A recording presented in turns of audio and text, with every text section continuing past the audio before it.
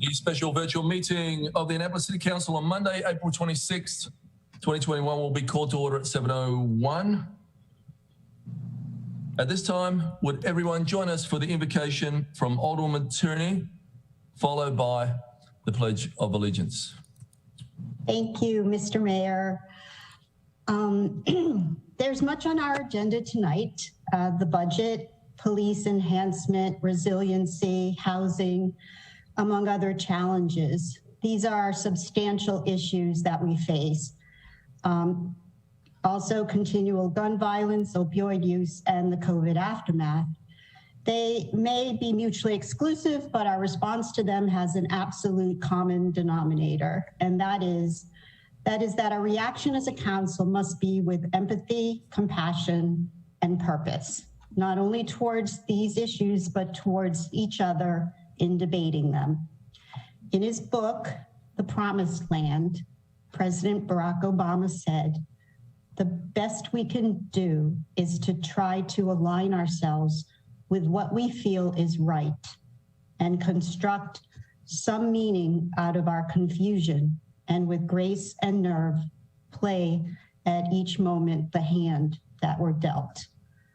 You multiply that attitude by 8 of us, adding compassion and empathy, and there's nothing we can't accomplish as a city council. Thank you. Amen.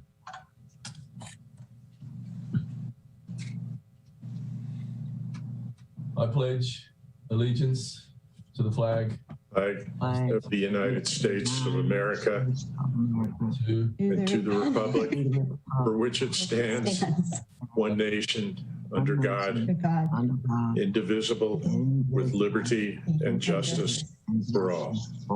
Maybe we can't accomplish that. I try to line myself up with the loudest voice, and that is Fred's. So we were in sync, Fred. Okay. We usually are, right? All the time. Madam City Clerk, please call the roll. Yes, sir. Mayor Buckley? Yes. Alderwoman Tierney? Here. Alderman Payon? Here. Alderwoman Pendell Charles? Here. Alderwoman Finlayson? Present. Alderman Shandelmeyer? Yep. Alderman Gay? Here. Alderman Savage? Present. Alderman Arnett? Present. Thank you. Mr. City Attorney, please present the first item of the agenda. That's the first item, sir, is approval of the agenda. So this time I'd entertain a motion to approve the agenda as amended to add a City Council citation for Officer Mildred Taveras after ID 66-21. Could I get a motion, please? So moved. Second. All those in favor with a show of hands, say aye. Aye. Aye. Aye. Opposed? Mr. Mayor, Yes. may I make a modification to the agenda? Mr. City Attorney, is this the time? No. You need a motion, yeah, before the vote. Okay, thank you, sir. I'd like to motion to withdraw R-15-21, which I believe is listed on second reader. I'll second the motion. Can we do that one? Okay, all those in favor with a show of Regina, sorry. Since it is on the agenda, when we get to it, you can make your motion to withdraw it. At that time? Yeah. Okay. Okay, thanks. Okay, thank you. So we have that motion. Or let's do a show of hands again. Did we do that? All those in favor say aye. Aye. Aye. Aye. We're voting again. I apologize. Mr. City Attorney, please present the next item on the agenda. The next item on the agenda is ceremonial item ID 6421, City Council citation Margaret Maggie Benshaw, Poet Laureate of the City of Annapolis. Okay, Ms. Benshaw, please come forward. Hopefully you brought some fans with you, or they're listening at least. Hi, good evening. All right. Well, we are very excited to have you. I'm so excited to be here. And I'm going to read a citation for you, and then we're going to mail you the original. And soon we're going to be in person, so we'll actually be able to give it to you personally. Great. as we come back from COVID. So on behalf of the residents of the City of Annapolis, we are pleased to confer upon you the City Council citation in recognition of your appointment as Poet Laureate of the City of Annapolis. T.S. Eliot began his famous poem, The Wasteland, with the words, "April is the cruelest month. We must disagree because this April, we bring forward a new Annapolis Poet Laureate. We are overjoyed that you will help us bring the literary arts to the forefront. It is our hope that your poetry enhances our lives by bestowing the gift that inspired poetry brings. As the official poet of the City of Annapolis, it is our hope that you raise an appreciation of reading and writing of poetry for Annapolitans for all generations." Little round of applause, thank you. And there were some notable people who tried out, and we're so appreciative of Jade D, Winona Marie, Brittany Fonte, Natalie Loeb. We want to thank you all for putting your names forward. There will be time in the future for this. And now I would like to hand it over to Margaret. She has prepared a poem for today. Hi, good evening. I have. If you forgive me for 1 second, I'm just going to try to get my little low here. I'm tall, so that's why I can't, not lined up correctly. I would sincerely, from the bottom of my heart, thank you so much for this position and this opportunity. I'm so excited and just have so many ideas about what I can do here in the City of Annapolis for everyone and really bring poetry to the forefront. So my piece that I'm sharing with you tonight, it is called These Mornings.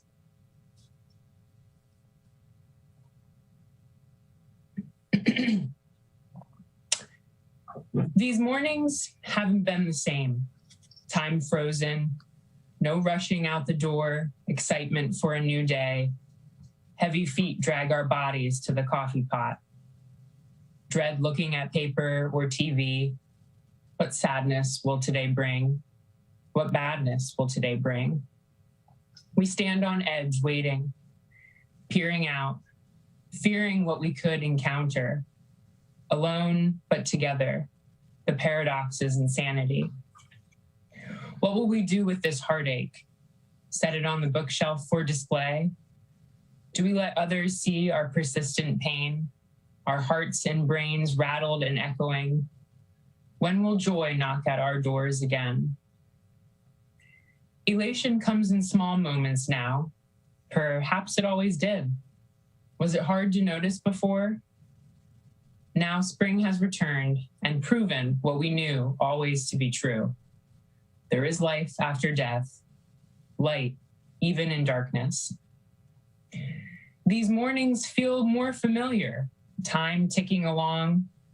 Doors are opening now, buzzings of new days can be felt again. Our city's heart beats.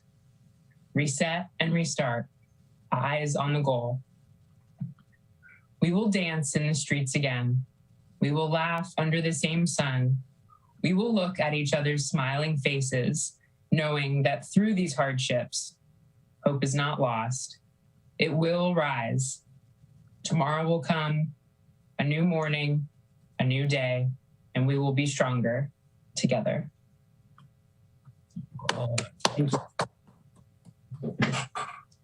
You could not have written a more perfect poem. Thank you so much, Maggie. We're so excited to be working with you as an Annapolis high school teacher. If you want to tell them a little bit about yourself. Yeah, sure. Yes, I've been at Annapolis this is my 8th year there. I started out as an English teacher, and then I kind of got sucked into the PVA program, but I love it. So now I just teach creative writing for PVA, and it's a lot of fun. The magnet program itself and bringing kids in for specifically arts, and just really getting that art involvement along with trying to get them involved with what is going on in the city too has been a lot of fun. So I am a PA girl. Sorry, I'm born and raised in Pennsylvania. But I have been loving my time in Maryland and still plan on being here for quite some time. Well, we truly appreciate you and we love teachers. Thank you so much, Maggie. Absolutely. Thank you. Thanks for inviting. Alderman Tierney? Can we have a copy of that poem to share with our constituents? Absolutely. Someone from AIPPC, should I send it to them? Yes. Yeah. Great. Genevieve, right? That will Yeah. be Okay. sent to, Okay. and she'll get it out to us. Thank you so much, Maggie. Mr. Mayor, this is Benshaw. I feel like I had, or you were maybe next door. I was with Diana Christador, I think. Yeah, you were with Yeah.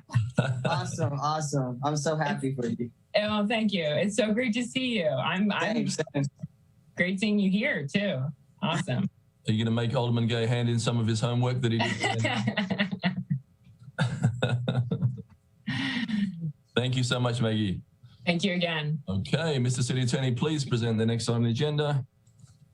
Yes, sir. The next item on the agenda is ID 6621, another ceremonial item, City Council citation, J. Rick Gordon, Director of Transportation, retirement. All right, Director Gordon.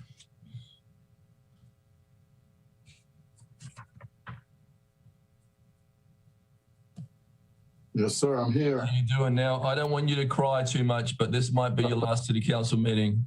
I know you're very fond of them.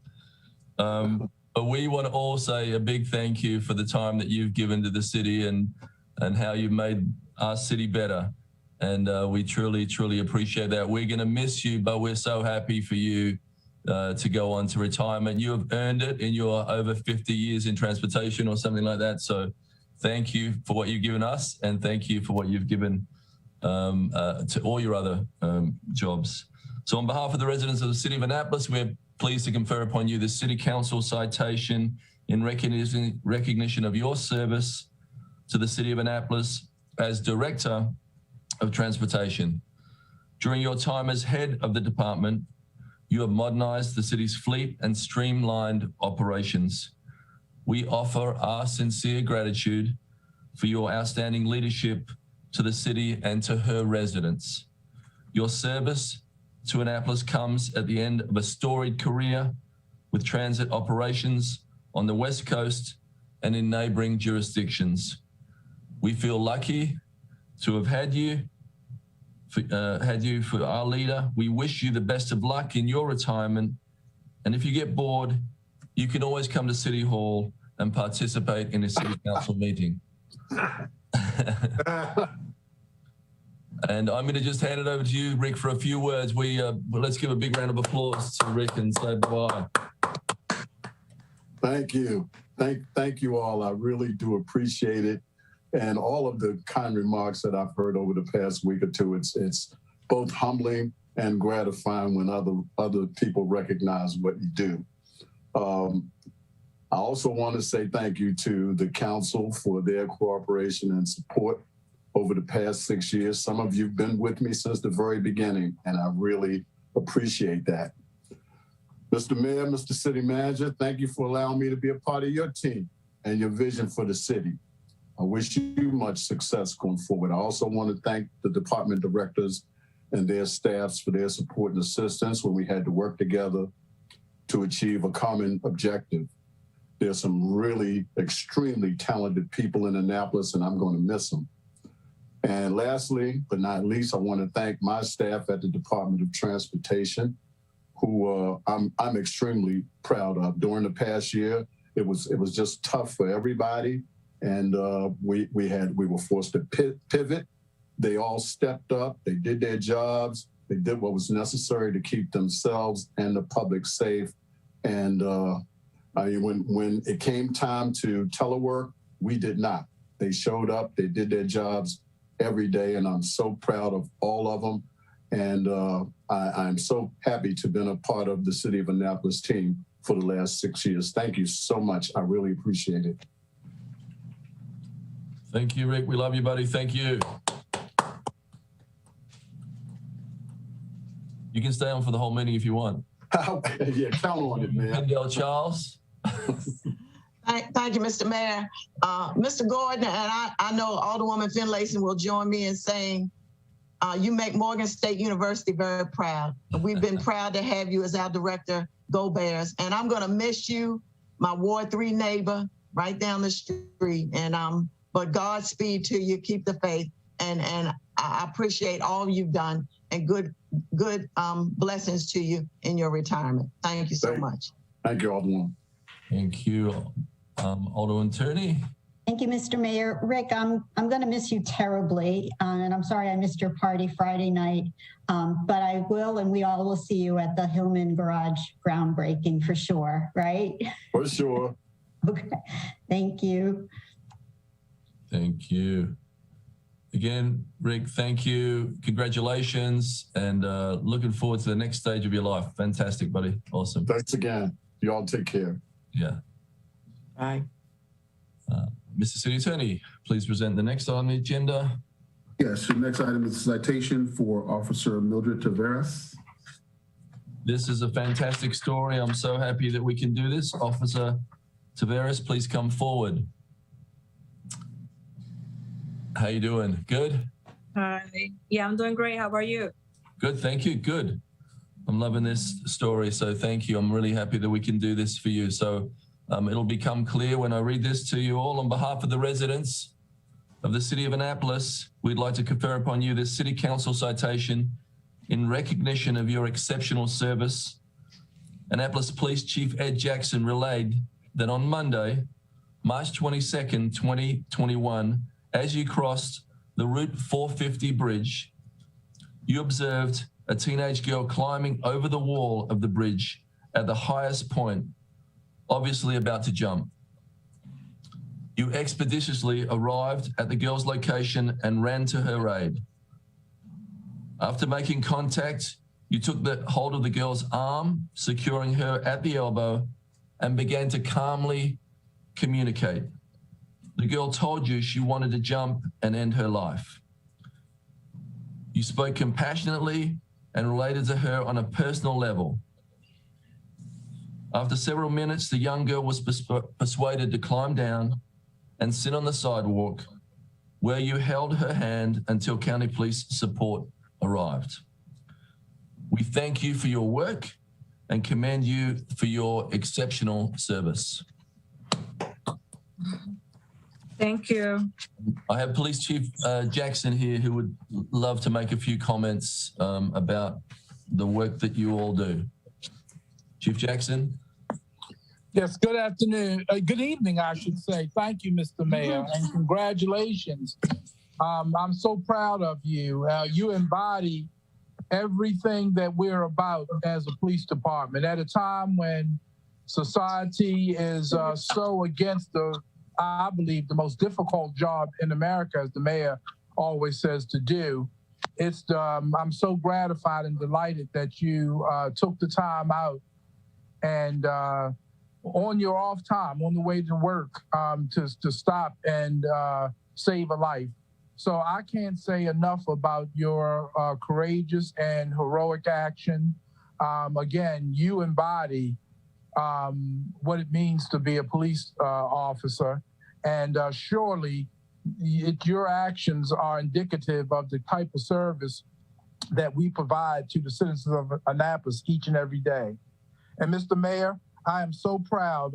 We had a meeting today and we talked about the accomplishments, and we're putting together a package just to highlight the wonderful things that we do as a police department. It's my prayer, my sincere prayer, that the agencies around the country that are struggling to achieve public confidence in their ability to protect its citizens, I hope they'll look to us and recognize the work that we do and that we become the model for agencies, not only in the region, but around the country. With acts like this, this just validates my argument that the Annapolis Police Department is one of the best police departments that you'll find anywhere. So thank you again. Congratulations. Thank you, Mr. Mayor, for taking the time out to recognize the officer. Thank you. Thank you. Thank you, Chief Jackson. I really appreciate it. Thank you and your whole cabinet. Thank you for the recruiter who hired me, my net supervisors, the city council who, despite of everything that's going on right now on policing and across the nation and all the stuff, like you guys still support and appreciate the hard work that we do. And I appreciate that. You're quite welcome, Mildred. And this is not the last recognition. You'll be receiving something in-house too. But like I said, I'm so gratified, Mildred, and so proud of you. Thank you. I'm so proud of you, and you truly embody what the Annapolis Police brand is, and that's to protect and serve. So thank you, thank you, thank you. And I think we've made arrangements for you to come up to my office so I can thank you in person as well. So I appreciate it. Continue Thank you, sir. good work. Yeah, we need you. We need that kind of service. Thank you. So my daughter want to say hi to you. Is that okay? Yes, it is. Hi. Hey. Hello, how are you doing? She's very pretty. Are you proud of your mom? Mm-hmm. Good. Should be. She's a great lady, and we're proud of her too. Your So mom is you a have to do me hero. a favor. You have to go to school, and whenever you have school, whether it's virtual or in person, you have to really share with your classmates the wonderful job that your mom did. Thank you. Thank you. You're quite welcome, and thank you too. God bless you. So, All righty. Officer Taveras, some of the council want to say something. Alderman Finlayson first. Yes, thank you, Mr. Mayor. And thank you, Hello. Officer Taveras. How are you? You're Good. awesome. And I'm going to propose to the mayor that information about your heroic effort go to the Capitol, because the community needs to hear about what our officers are doing, not just in the line of their duty, but because that's where your heart is. So I just want to say thank you, and let's have our PIO write an article for the paper about you, because you're very deserving. So thank you so much. You're welcome. Thank you. Appreciate it. Alderman Schandelmeyer, did you have your hand up or no? Sorry. Okay. Well, Alderman Pendell Charles. Thank you, Mr. Mayor. I just want to echo what everyone has said today. Officer Taveras, I mean, that's incredible. And you don't know the ripple effect of this young lady's life in the future. That's what we're looking to serve and to hope for, that your heroic act will catapult her into an opportunity that she might not even realize at this point. So thank you so very much, and God bless you and your efforts. Thank you. Thank you. Yeah, I really prayed every day that she gets the help that she needs. Yeah. And I'm sure that her parents can't thank you enough. So as many of us who are parents, we feel exactly what you're in the middle of there. So thank you so much. You're welcome. Thank you. Thank you. Mr. City Attorney, please present the next item on the agenda. Yes, sir. The next item on the agenda, petition reports and communications, starting with the HACA quarterly report, ID 6521. Excellent. Can we get Executive Director Melissa Maddox up? How are you doing, Melissa? I'm doing well, thanks. Good. All right, the floor is yours. Okay, well, thank you so much, council members, for inviting me to talk about the current going-ons of HACA. And I must say that I am completely inspired so far to be part of this council meeting and such great works of our citizens. So I hope to continue to inspire you about what we're doing over at HACA. And so I forwarded to you a report just to provide you with an overview of our operations. And I would like to invite you to ask me any questions of it. So I will go through it briefly. And it is for the purposes of providing background to council members that might not be as familiar with our housing authority or housing authority operations as some others might be.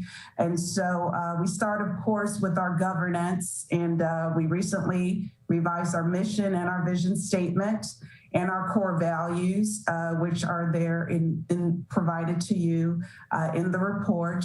Our board members are, of course, appointed by this body and are in staggered terms. And we have a fully comprised board, which we're very glad to have. We had a 1 or 2 seats vacant for a period, and we're glad to say that those have been filled. We recently completed a strategic plan, our annual plan, which we send and we update to HUD, and that is always available for public comment. We have to go through a public comment process to update our strategic plans, and that can be found also on our website. So it offers very extensive strategic goals for all of our operations and how we conduct business, and any significant activities that we plan to take part in the upcoming year, we have to include in our plan prior. And that is a HUD requirement for us to engage in any significant changes to our operations. With regards to finance, we have an overall budget of about $13 million, and it's comprised of different budgets. One of our budgets is our central office cost center, which addresses our administrative needs. And as you see, those funds are unrestricted. So we can utilize those funds to help with other programs. Those funds currently are at a very tight budget, actually a slight deficit of about $75,000. So we have some trimming to do within the cost center, but theoretically, those funds are unrestricted. And as the budget grows, we're able to utilize those funds more.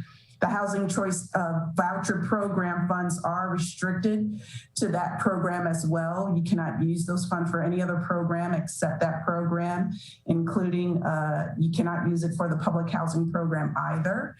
And so same with the public housing budget, those funds are restricted. You can only utilize those funds for public housing. However, between each project, the funds are fungible between projects. So if, let's say, there's a surplus at one project and there's a deficit or need at another project, we are able to transfer funds between projects. You may notice that there is no line item for Newtown 20, and that is because we are in the process of doing a demolition, disposition, and new construction there. And all of the units that were considered public housing units are now brought offline for HUD purposes are in the process of being converted to project-based housing choice voucher units and units that will be under the low-income housing tax credit program. And so we do not receive funds for Newtown 20, any public housing subsidy funds for Newtown 20 anymore. And that ends when you remove those units from the HUD inventory.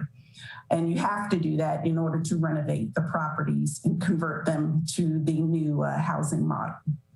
We also have a capital fund budget of about $2 million annually, and that has to be updated also annually. It runs on a 5-year cycle.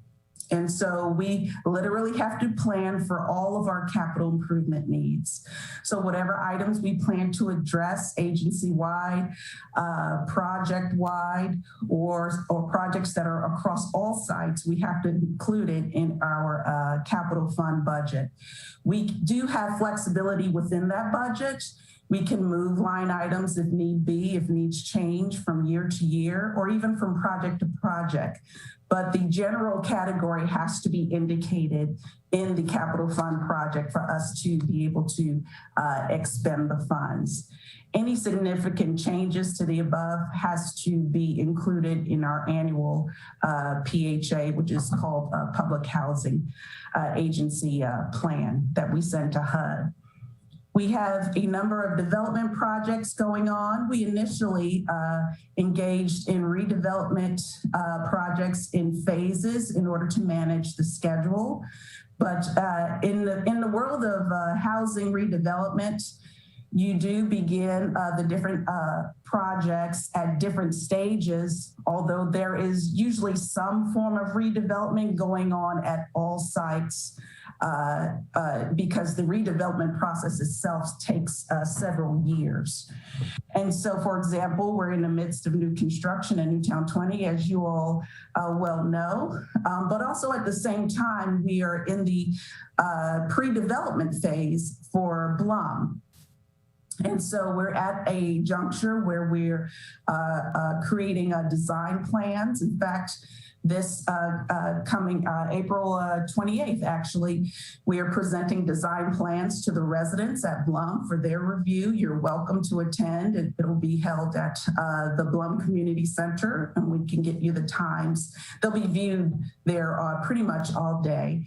So if you'd like to attend, you could shoot me an email if you'd like to just see the beginning plans, and they are renderings and they are ideas of just the general scope of the design of the renovations that we anticipate at that building. And we anticipate closing on, doing the financial closing on that property early next spring. We are in the process of submitting our application to the state, which we anticipate to do hopefully at the end of this month. That will enable us to apply for tax credit funds for that project. And we are also at the same time beginning the preliminary application processes to upgrade the mixed finance properties that we have at Annapolis Gardens and Obery Courts. Although there are newer properties, we do intend to upgrade those as well under the RAD program. So we're in talks with the owners, the co-owners of those properties right now, and we're in the process of getting all the physical assessments done and the environmentals and those types of things that are needed in order to pursue redevelopment. And so we will come up with essentially what amounts to a 20-year plan of the necessary upgrades that those properties will need going forward as those platforms are also converted. We're also in the process of engaging in phase 2 activities. We have begun talks with the city and city staff and the planning department and a couple of council members on the prospect of entering into a Choice Neighborhood Grant program for the Eastport Harbor House community. And we anticipate that to be a 2-year planning process for that grant. So it would be a rather large award from HUD, and we hope to apply for that late summer of this year. And so pursuing a CNI grant program will allow us to be able to pursue a more comprehensive redevelopment plan for the neighborhood and not just HACA properties. And so we're excited about engaging in that and moving that project forward. We will also be putting out requests for proposals to do physical needs assessments of the Robinwood properties. And Bloomsbury Square. And so for the Robinwood properties especially, we are trying to pursue whether or not we can, for instance, pursue a Section 18 application to HUD, which will enable us to have a little bit more flexibility funding-wise than the standard RAD program. So Newtown 20, for example, is a Section 18 application. And that enables us to do more of the new construction and enabled us to have the funding for that. And so those are our redevelopment projects that we have in process. At the same time, we are engaged in capital improvement projects, a variety of projects at each site. We're excited to partner with ACDS to perform weatherization upgrades at Robinwood to install central air, heating and air in every unit. So we received partial funding to fund approximately 72 of those units for central air, but HACA has committed to cover through its capital funds the remainder of the units. So all of the units at Robinwood can have central air. So hopefully in about 2 years, that upgrade will be completed. It's already in process now. And so we're glad for that. And there are a number of upgrades at all of the sites. So we're focusing on, of course, plumbing issues, electrical issues, a lot of infrastructure needs that the properties had. And we have to balance, what are the immediate needs and what are some of the systemic needs and what are some of the things that we can hold off until we do a much more in-depth rehabilitation project. And so we have to balance all of those priorities as we determine what upgrades to do. So with regards to our operations, we have several offices. Yes. Thank you, Mr. Mayor. Just returning to phase one on the Blum, are those 4% tax credits, which we're pretty likely to get as opposed to 9%? Yes, Newtown 24%, and we're pursuing 4% with Blum. Great, thank you very much. Yes. Alderman Gay? Yeah, thanks. I just had 2 questions and a comment first. First comment, I think you're doing a fabulous job. We've got to work together a lot over the course of the last year and a half, and nothing but improvements from HACA. Our communication has been open, and I think you really care about the residents and seeing what's best for them down the road. And so I'm grateful for the work that you've done. Even with the task force, you've been instrumental there. My 2 questions are the delays with the HVAC in Robinwood due to the funding? Or is that time schedule just laid out because, as you mentioned, the HUD financing has to be based on a 5-year timeline? Sure, and thank you for your comments. It's truly appreciated, and it's actually been a pleasure to work with you and other council members who are so committed to affordable housing. So that's refreshing to know that you really care about this issue. So the delays that we experienced, we had initially planned to start in the fall with this project, actually late summer 2020.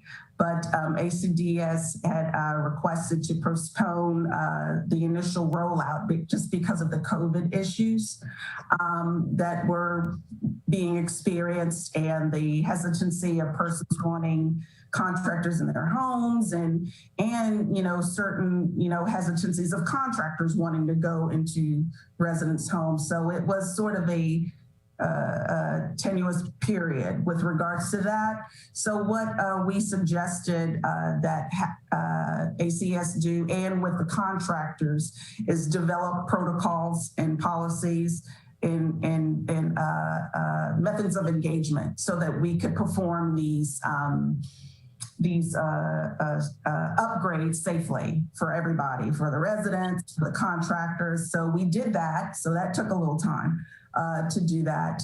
And they did request that we postpone the efforts until spring, which spring's here, so we're ready to go. So in that process, it wasn't wasted time because we had a chance to send information to the residents and you know, have that time to have some interaction and feedback. We were able to give them information, and you know, if they had questions they could ask. So it was worthwhile, but that was the reason. But we're essentially ready to go. And keep the project moving forward from here on out. Awesome, thank you. And I forgot my second question, so I'll email you if I remember. Okay. Alderwoman Finlayson. Yes, thank you. Mrs. Maddox Evers, I hope you don't mind me asking the questions about the development. I was trying to wait till the end of your presentation, but how many total HACA-owned units will you have after the Newtown development is completed? HACA-owned public housing units would be 712. Okay. So we went from 790 to 712. Okay. And I was surprised to hear or to see, first of all, you've given us a very comprehensive and very aggressive redevelopment of all of the properties, which is exactly what we need. And I think you're very astute to do all of them, not concurrently, but you know, in different phases. So I want to say thank you for pushing this envelope for us. The developments that are public-private partnerships, you mentioned Oberry Court and I think Annapolis Gardens as you pursuing redevelopment of those communities. Will the percentage that's owned by HACA remain after those redevelopments, or how does that work actually? That's a great question. And that is a matter of negotiation going forward. So now we're assessing the intent of the current owners and what their desires are. And we are evaluating what our goals are. And we essentially begin those discussions so that whenever the terms for the tax credits have expired and there is in essence, a right of first refusal, in essence,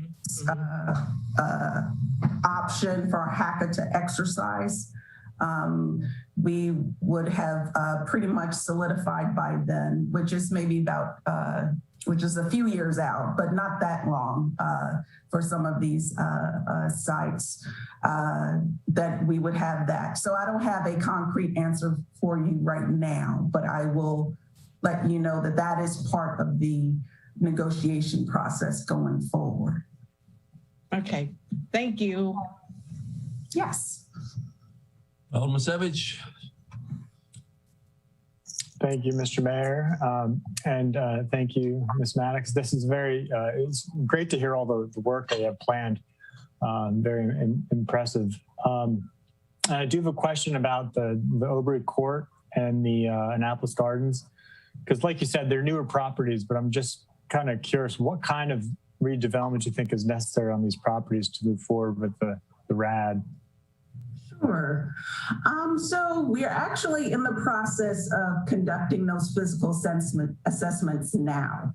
And so to figure out what are the long-term needs. So what we include in those plans are what are the anticipated capital improvement needs for the next 20 years for those properties. And we include those in the RAD application when they are up for conversion. And so we're literally evaluating that now. So it will be an evaluation of all systems. So from plumbing to, roofing, electrical, and whatever cosmetic issues, from the physical site, landscaping. We minimize maybe your standard operational type of maintenance issues. So for example, although the assessment includes pretty much every single aspect of the property, and it even, like, for example, appliances. But we would like to know what those numbers are, but we won't necessarily include that in a RAD application because appliances could be changed out, with the turnover of units and be part of the normal operating budget expenses, for example. So, but we will want to know what type of structural needs are going to be needed in the next 20 years. And also, this is also an opportunity to make any type of upgrades to accessibility requirements. And so, those are the kind of conversions that take place in a more updated site for RAD compliance, because whatever the UFAS standards, which are for disability for HUD purposes standards, we have to, whatever they are now, we would have, if we engage in a renovation, we have to upgrade it to what the current requirements are, as opposed to when it was built. Thank you.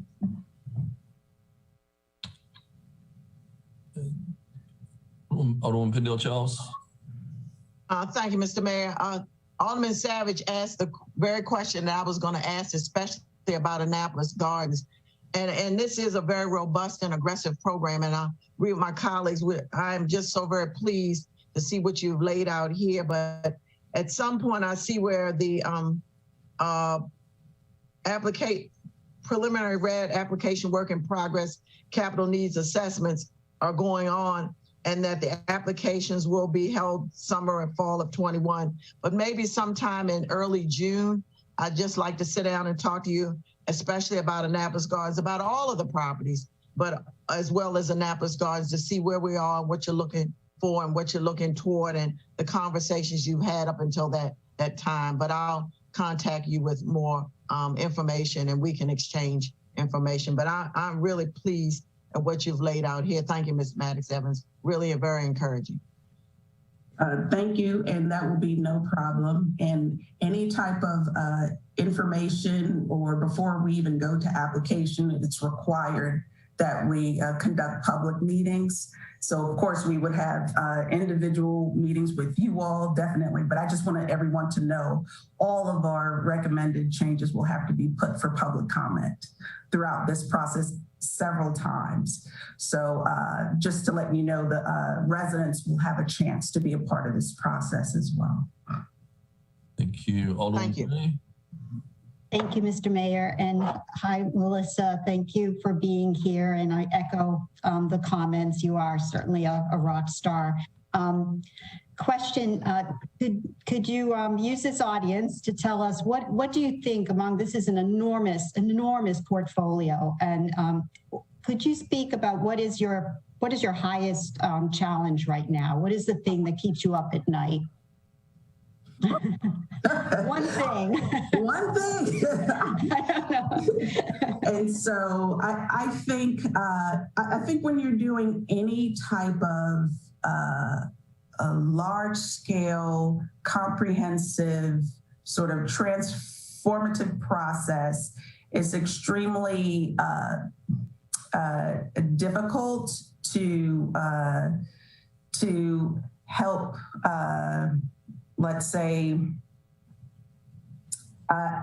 to help others understand that each and every partner we have in this process is an integral part for it to be successful. So what I mean is this: a lot of times, and we are the spearheads of the changes that need to be, because we have to be. That's what we need to do as an agency. But the depth of the type of changes that need to occur, we need a much deeper partnership with like the city, for example, which we are engaging in, beginning that with our state partners, our county, and most importantly, the residents. I think oftentimes, sometimes I think the feeling sometimes the sentiment, or at least maybe historically, has been maybe sometimes the residents have felt, well, what is HACA going to do, and not really understand how important they are to be a part of this process. So whatever plans we're doing we would hope that at the end of the day, it would be their plan, it will be our plan, it will be all of our plan and vision. And in that way, we would all be working together. So I hope that, in the meantime, though, things need to be fixed, and there are still a lot of issues, and, the long-term systemic problems, are difficult to deal with. And that really causes a lot of concern to us, because we understand it's not pleasant to live in an uncomfortable situation, for anyone. But this is a long haul venture that we are committed to, and we just hope everyone is committed to it as we are, and that's what I think it will take to be successful. That, and moving away as far from being reliant on federal resources as possible, which sounds, like a lofty goal, because about 96% of our revenues come from federal resources. But my goal is to help move the agency further and further away from dependency on those goals. So we are creating, for example, a nonprofit development agencies within our portfolio, so we can explore other sources of funding that we cannot do as a governmental entity, so we can have a more viable future. So diversification of our portfolio is my main concern, second to addressing the needs of the residents in the meantime, as we make all of these comprehensive changes. So we didn't get a chance to mention it, but as you see in the report, we have just gave a sampling of all of the resident program offerings that we have and we're engaged in, and we are always at the forefront of having those. We're very excited to most recently have our community centers play as serve as COVID vaccination clinics. And so we plan to continue that. I just had a talk with Chief Simmons last week, and persons from the medical center so we can continue those efforts throughout the summer and the fall, so that our community centers are just regular vaccination places for folks, because we think familiarity breeds feelings of comfort and safety. So the more people see it and that it's a regular thing, it's no big deal, the more people will get vaccinated. So those are some of the things that we're doing, and I'll be happy to answer any more questions you have. Thank you. Alderman Gay. Yeah, I'm quick and in the interest of time, but just on that point, I'm really glad to hear you say that. We actually just had a call last week with the health department, Dr. K, Sandy O'Neill and they were talking about how could they get more African Americans vaccinated, in particular African American youth. And I was straight up saying, the success that we've had in Bay Ridge when the private developers paid was because it was right in the communities. And there was no excuse. People could see it, people could access it. They had time to stop, get information on their walk back. And so that it really, really was effective. And so please let me know how I can assist in that. She sent me a follow-up email, actually. So I'm sure we'll all get together at some point to discuss, but I'm so glad to hear that. Thank you. Alderman Finlayson. Yes, thank you. Ms. Evers, you may have mentioned this, but I'm looking at under operations, and I kind of feel like we interrupted your presentation. Oh, that's fine. But under operations, are we not doing any inspections at all, or when do you expect those or maybe that's a question for us, when the inspections should begin again? The city is inspecting our units. It resumed inspections maybe right before the holidays in December, and they are in process. So the last set of properties that were not inspected before the pandemic set in were the Harbor House community, and I think Bloomsbury. So they completed Bloomsbury in December and January, and they're now completing Harbor House. I think they are coming out to do the last set of buildings in June, but they have already completed the first set of inspections. So they're in progress. So all of those other properties have received their certifications. And Correct. So they're, okay. And all right, I'm sorry if I missed that, but yes, thank you. I'll start the cycle again in the fall. Mm-hmm. Thank you much. Well, thank you, Director Maddox. Did you have some more of the presentation or is...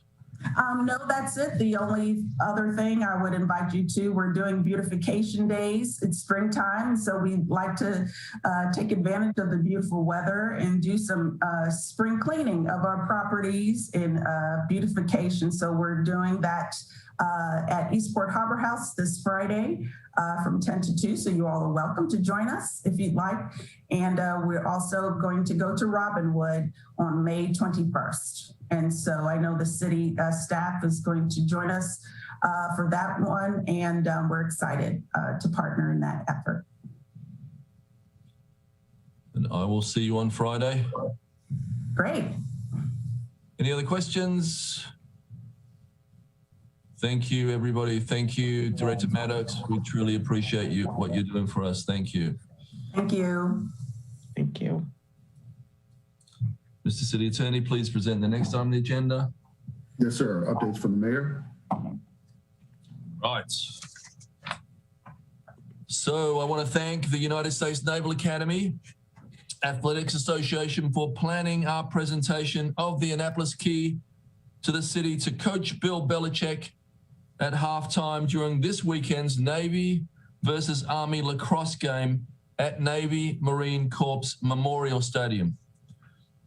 This event was the largest in-person stadium event the Navy has had since reopening. It was great to see people out tailgating before the game. I viewed it as a sign that we are slowly getting back on our feet and doing it responsibly. There remains a pent-up demand for tickets, and Chet Gladcheck, Naval Athletics Director, relented in getting me tickets for a very limited number of people to attend this event, so I truly thank him for that. I was honored that we were able to have 5 of our 8 council members in the stadium. You guys love lacrosse, right? And you love Bill Belichick. The Navy put in place very specific protocols so we couldn't invite everyone or allow everyone down on the field. I do know that Coach Belichick was honored to be remembered as a favorite son of his home city. As many people already know, he loves his lacrosse as much as he loves his NFL football. Throughout the event on Saturday, we saw how the brigade leads our community. The midshipmen handled themselves, keeping their masks on and modeling the kind of behavior we would like to see with everyone who comes to Annapolis. In the stadium, we saw them keeping their distance, but still having a good time. You could hear the crowd, especially as we were able to watch a wonderful win against Army. I want to thank Superintendent Sean Buck and all of the people at Navy Athletics who helped make this event a success. Thank you from us here at the City of Annapolis, and go Navy. So tonight, we hope our last fully virtual Annapolis City Council meeting will be our last City Council meeting of the whole. At our next scheduled gathering on May 10th, we will be back in person in the Annapolis city council chambers. For now, we are just allowing elected leaders, city department directors, and city staff who are fully vaccinated and beyond their 2-week inoculation period. Under the state of emergency, we are only allowing this group into these in-person meetings. If we can keep everyone safe and maintain the public health, we will be in a good position to open up further. I want to take a moment to recognize some of our city staff who help make our virtual meetings possible. They put themselves at risk and exposed their health to ensure that we could all be remote and safe and take in these meetings at home. For this team, their job could not be done remotely. They were in person for each and every one of our city council and committee meetings. Our TV crew, Julian Jacks and Mark Hildebrand, our MIT staff, especially Manager Brian Paquin, our PIO, Mitchell Stevenson, and our Annapolis City Clerk's Office, Regina Eldridge and Takia Green. Over the past few weeks, that team worked with DPW's Donovan Harold and his team to install plexiglass barricades and rearrange the furniture in chambers to keep us safe, as well as work through the technology to ensure the public can continue to tune in virtually. Throughout the closure, the city did not miss a beat.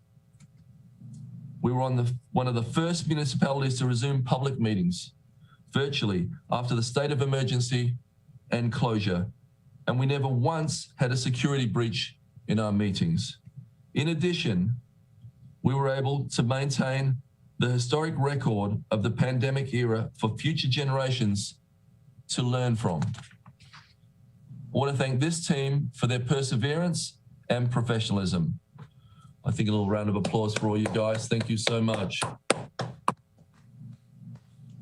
So on one final note for the public, whether committees will be meeting in person, this is up to the committees and the committee's chair. In person is an option open to all standing committees as of tomorrow. For live testimony, we're going to continue to ask people to sign up online and dial in virtually. We can't ask the public if they have had their vaccine, a question that crosses the line for asking about personal health information, but we do want people to participate. Once we've had a chance to ensure that our public in-person meetings among elected members and city staff are safe, and that we can do all of this while maintaining the public health, we will open things back up a little more and continue on this gradual path until we have found our new normal. For the public, we will be allowing live testimony via Skype. This is a new thing. And those directions will be sent to you once you have selected the box to deliver live on the online form for public testimony. Speaking of getting to our new normal, please get your vaccine. The Pfizer vaccine is approved for residents 16 and up. Everyone 18 and up is eligible now that we are in stage 3 of our vaccine priority. Visit the city website to find the link to get direct appointments. You no longer need to pre-register. Appointments are available at Pip Moyer on Wednesday and Thursday. Appointments are available Wednesday through Sunday at Navy Stadium. There are walk-ups available at Navy Stadium in the morning and late afternoon. Previously, we had more people than shots. Now, we have more shots than people. The jab is free. You don't need to have insurance. So please get your vaccine. You may have heard the city is hosting an Independence Day celebration all around our city. I am happy, and we are happy on this council to confirm that rumor. Things will kick off on July 2nd with music venues including Chambers Park in Rhonda's ward. And on Saturday, July 3rd, we'll have a parade down West and Main Street to City Dock. There will be music events, outdoor dining, a parade of tall ships on Saturday, and on Sunday, the barge will be loaded up, sent out into the river, and the city will host an amazing fireworks celebration. If you're interested in the parade, we are likely to have Governor Hogan and County Executive Pittman and me, and we are honoring our frontline workers in the parade. The City Council will be in the parade. We're trying to get a float organized. We want to go big with this. We truly want to thank our first responders for what they've all done for us. I believe that we owe a debt of gratitude to the doctors, nurses, health department staff, the grocery store and hardware store workers, bus drivers, restaurant employees. Those are the people we really needed to have in place throughout COVID. I look forward to saluting them for their service. For this event, we'll be following all COVID protocols, probably masking, but all distancing and whatever else is still in place at that time. We want to have this event, but we also want the city to be able to continue the reopening sequence, and we need to maintain public health. If you're interested in joining the parade, you can get the application by using the keywords special events on our City of Annapolis website at www.annapolis.gov. The city will also play host to a Juneteenth celebration, also known as America's Second Independence Day, on June 19th. Please visit AnnapolisJuneteenth.org to learn more about the plans for this inaugural event. Last week, we celebrated Earth Day, but we have been celebrating Earth Month all month.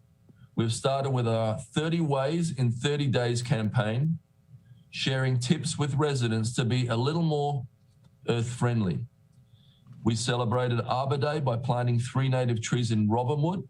These trees will capture carbon, treat stormwater, provide shade, and create wildlife habitat. Plus, they look beautiful. On that day, the city received the Tree City USA Award for the 29th year in a row from the Maryland Department of Natural Resources. On Saturday, we launched our Green Works program in Annapolis with a cleanup on West Street. Young people got engaged with their environment and had an opportunity to earn a certificate that demonstrated their participation and helped them build up a portfolio for their potential jobs and careers in college. We held a virtual brown bag lunch with Alderman Savage, Bob Gallagher, and Randy Rao, which is available for you to watch on Facebook and on YouTube. Around the city, the Department of Recreation and Parks held 72 planting and beautification projects as part of our 2021 Greenscape. Our thanks to Marissa Whitlinger for organizing that event. Our Deputy City Manager for Resilience and Sustainability, Jackie Gild, moderated a discussion of water quality initiatives hosted by the Eastport Yacht Club. Tonight, I'd like to announce a new partnership with the Anne Arundel Watershed Stewards Academy to train residents to plant trees in their neighborhoods. It is called Replant Annapolis, and Jackie will have details on that program in the coming months. So happy Earth Month. My last item, May baskets are coming to Annapolis this Saturday. Please join us for the 66th annual May Day celebration. There will be a maypole at City Dock. Then residents and businesses are encouraged to decorate their doors by displaying colorful baskets of flowers in front of their homes and businesses. The Garden Club of Old Annapolis Town sponsors this annual event. Due to COVID, they won't be awarding blue ribbons in 2021, but please put on your mask and come and view these beautiful displays around our town. Share your favorite on social media by using the hashtag Mayday Annapolis 2021 and hashtag 66th Annapolis Mayday. I look forward to walking around and seeing the creativity of all our neighbors and our businesses. Thank you. Now let's get on with the meeting. Mr. City Attorney, please present the next item on the agenda. Yes, sir. The next item on the agenda is reports by committee. Alderman Arnett. Thank you, Mr. Mayor. The Finance Committee is continuing with its deliberations of the budget. We've finished all of our meetings with one-on-one meetings with all the department heads. We'll next take up the capital budget and the capital improvement program and the community grants. Tomorrow night, we will have an in-person meeting at City Hall where we will begin a dialogue with each other on potential changes to the amendments to the budget, but also we'll have the chiefs of fire and police and the director of public works there for some more refined questions from committee members. We will probably schedule a couple of more evening meetings depending upon the demand from the council, and the committee will begin its deliberations on the 3rd of May in preparation for delivering a report to the council from the committee at the council meeting on the 10th of May.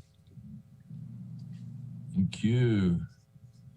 Any other reports, or did I talk you all out? Alderman Payan? The audit committee met last Monday. We received reports from various and sundry groups, but one of the people that we actually had an oral report from was the Forest Group.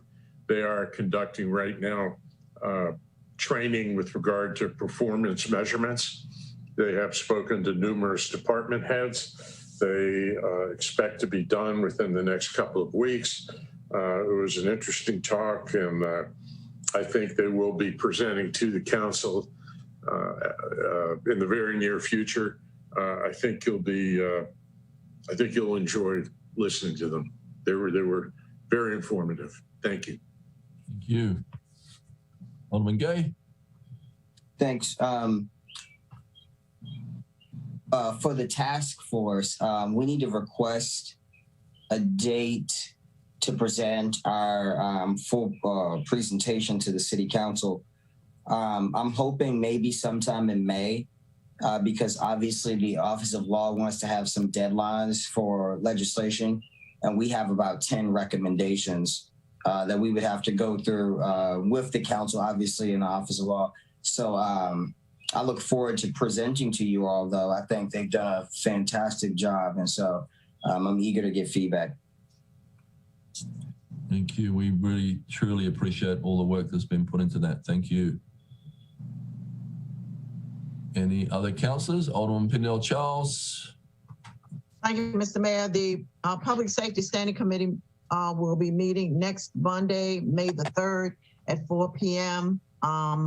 And we will take up any legislation or spotlight and did you know items at that time. Thank you. Thank you. See no other hands. Thank you. Mr. City Attorney, please present the next on the agenda.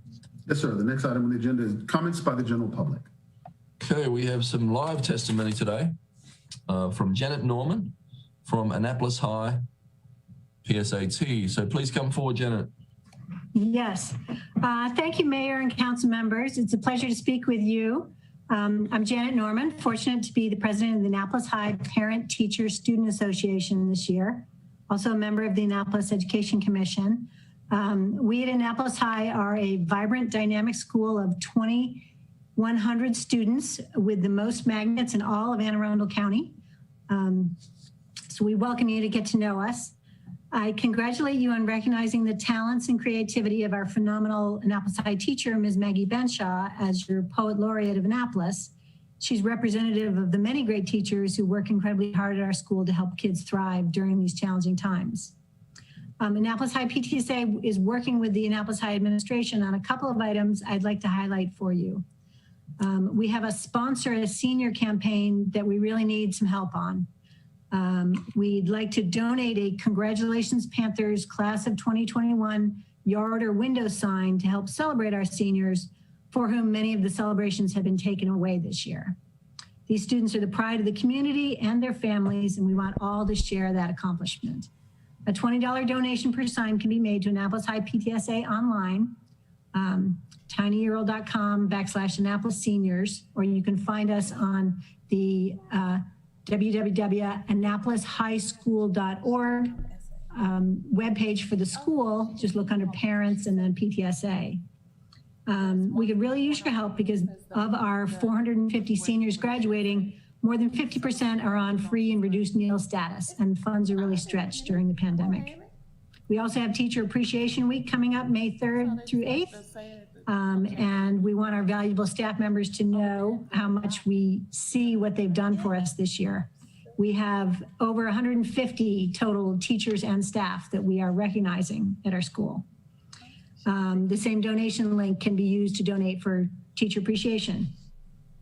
And we welcome you all to join us as PTA, as members from the community. Keep posted on our Annapolis High School PTA Facebook page for important updates and opportunities for your students.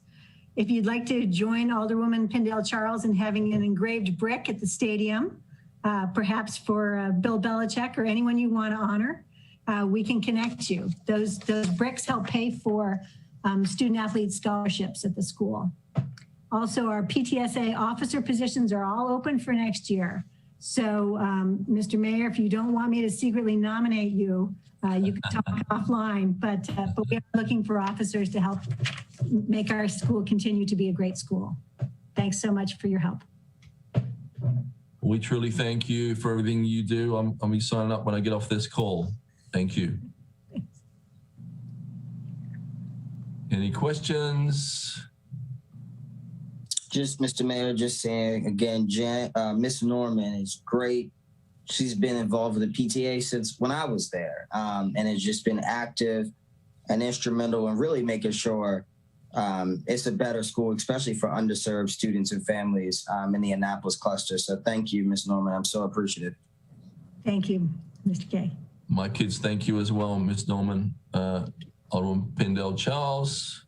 Thank you. Thank you, Ms. Norman. Ditto as to what Alderman Gay has said. You've been a rock star, as Alderwoman Tierney always says, at Annapolis High School. And we thank you for that. You've been a blessing. Thank you. Thank you. Thank you. I'm finally graduating, so I welcome other people to join in.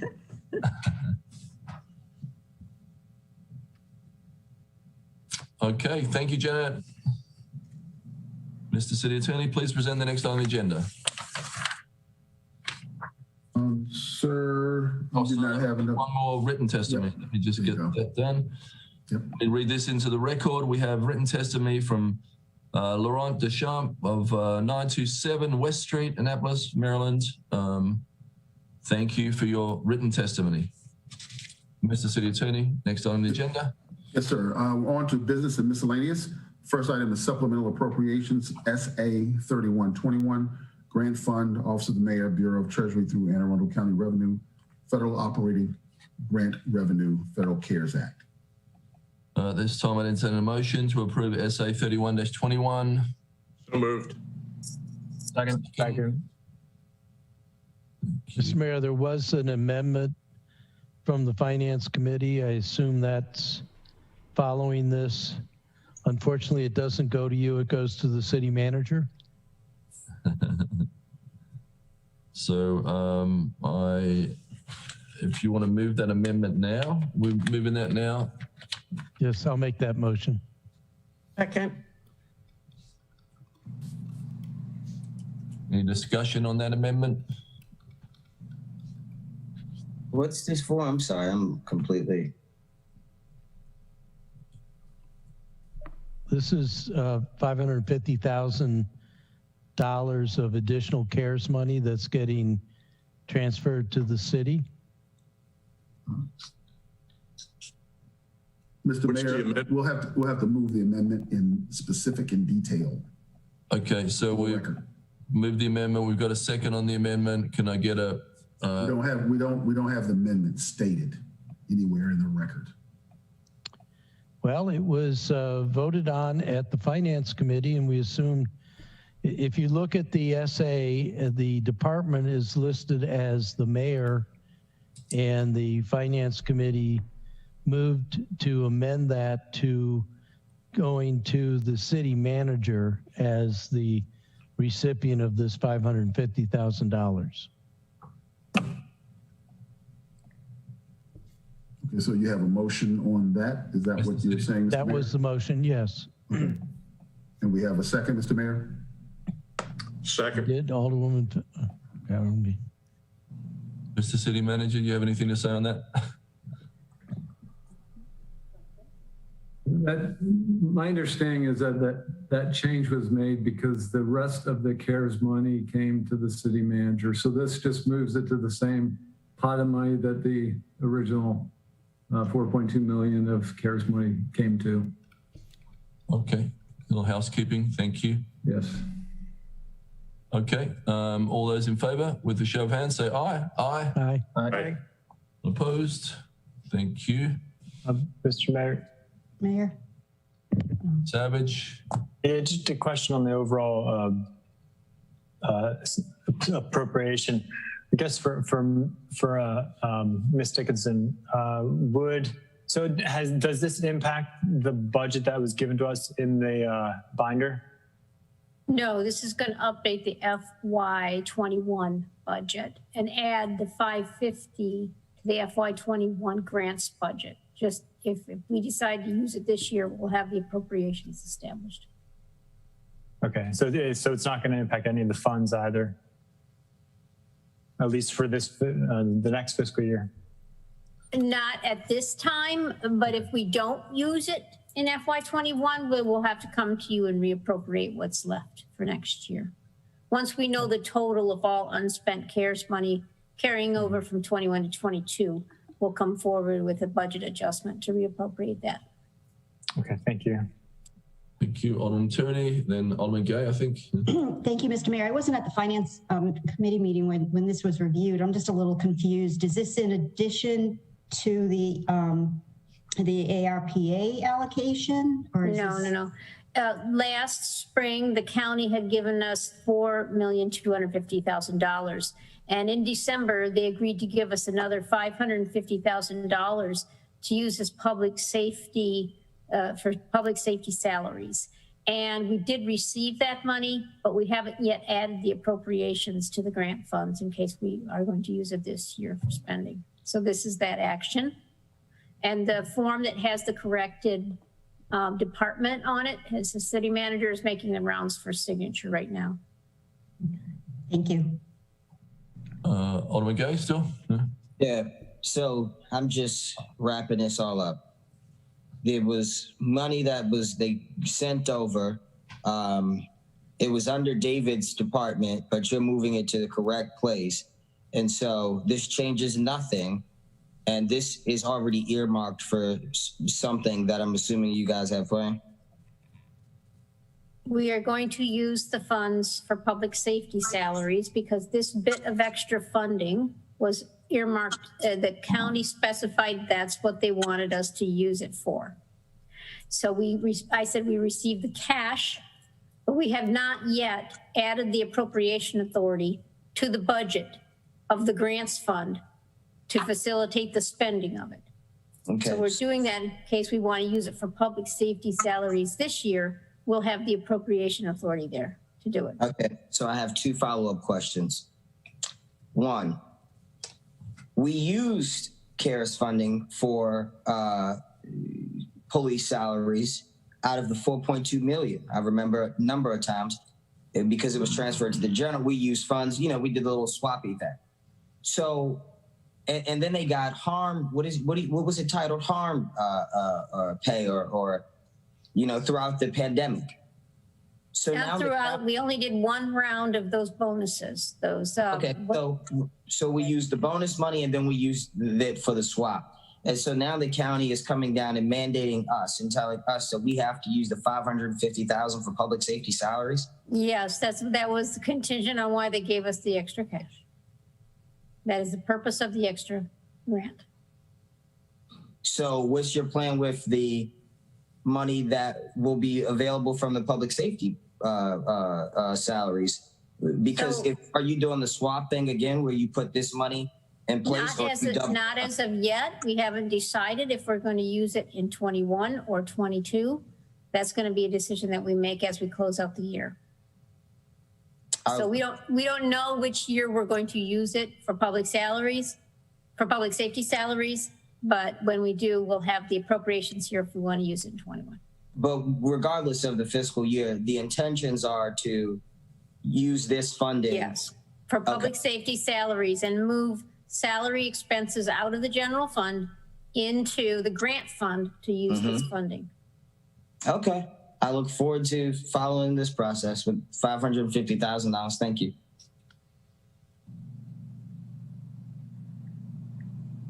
Okay. So all those in favor? So do we have to, someone has to move it as amended, right? Yes. Thank you. Could someone move it as amended, please, on SA 31-21? So moved. Second, please. Second. Okay, all those in favor with a show of hands, say aye. Aye. Aye. Aye. Anyone opposed? Abstain. Thank you.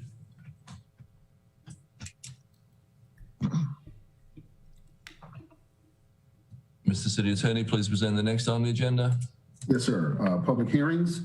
First item is O4720, local zoning map amendment for the purpose of rezoning parcel 1340, grid 0008, conservation residence zoning district in its entirety in C1. Thank you. We have received no written testimony on this. I accept into the record a memorandum from the Planning Commission to the Annapolis City Council dated March 18th, 2021. I declare the public hearing on O-47-20 closed. Mr. City Attorney, please present the next on the agenda. Yes, sir. The next item on the agenda is O1021, annual budget and appropriation and property tax levy. We have received no written testimony on this. I declare the public hearing on O-10-21 closed. Mr. City Attorney, please present the next on the agenda. Yes, the next item is O1121, compensation of the aldermen, alderwomen, and city manager. Okay, we have also not received any public testimony on this. So I declare the public hearing on O-11-21 closed. Mr. City Attorney, please present the next item on the agenda. Yes, sir. The next item is O1221, police enhancement and community engagement for the purpose of establishing procedures for the collection and reporting of certain law enforcement data, providing for publication of certain data, promoting community policing, developing use of force guidelines, establishing procedures for consent searches, police officer training, prohibiting certain police practices, providing procedures for effective certain warrants, etc. Thank you. So we have 3 people coming forward for live testimony, and we have 2 written testimonies. So we will start with Randy Williams. If you could come forward, Randy. How you doing? Can you hear me? Thanks, Randy. If you just state your name and address, thank you. Nice to have you here. Thank you for being here. Randy Williams, 6340 Early Red Court, Columbia, Maryland, 21045.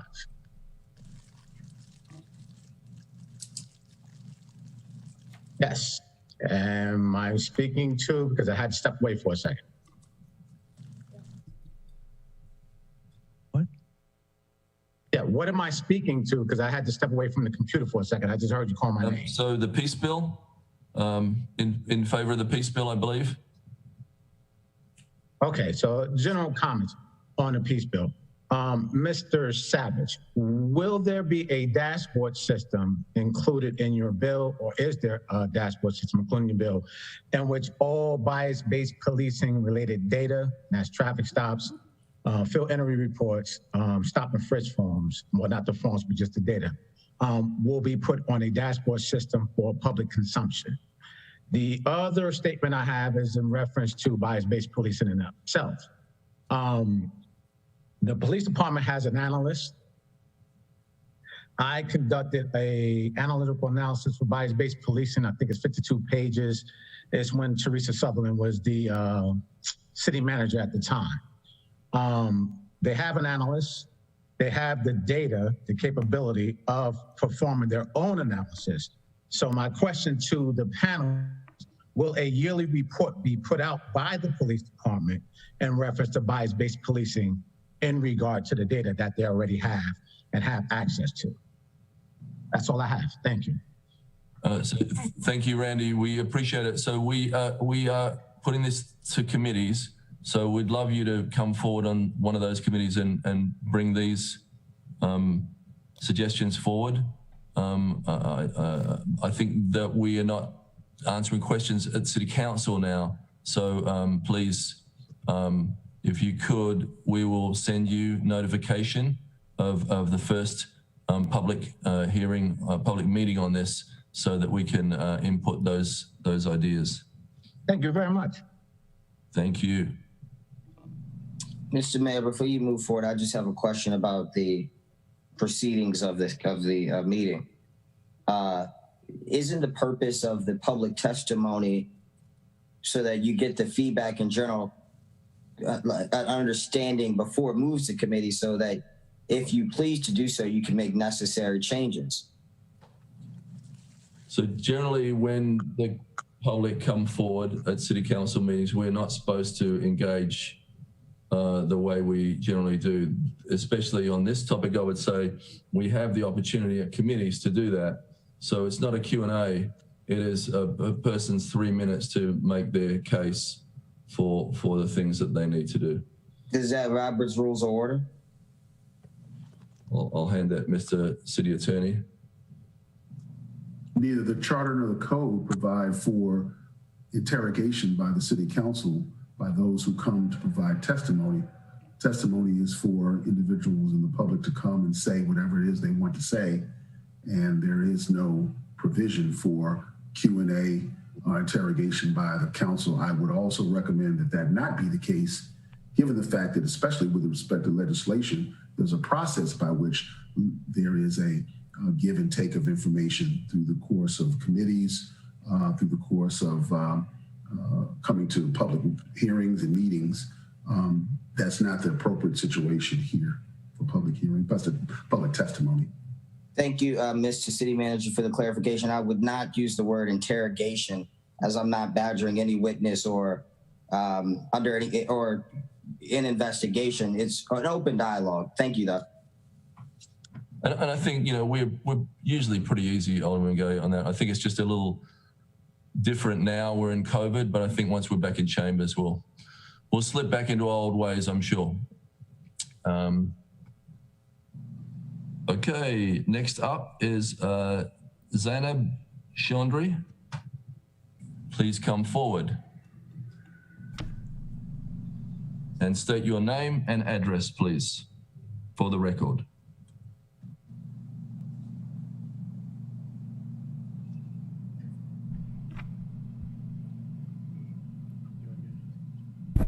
Okay, going once.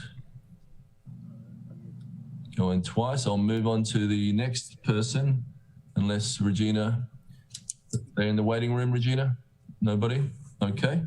So next up is James Spearman. Please come forward, Jimmy. State your name and address, please. Please, Mr. Mayor and City Council, my name is James C. Spearman Jr., 1321 Sycamore Avenue, Annapolis, Maryland, 21403. On behalf of the Caucus of African American Leaders, I wish to submit testimony in support of the peace ordinance.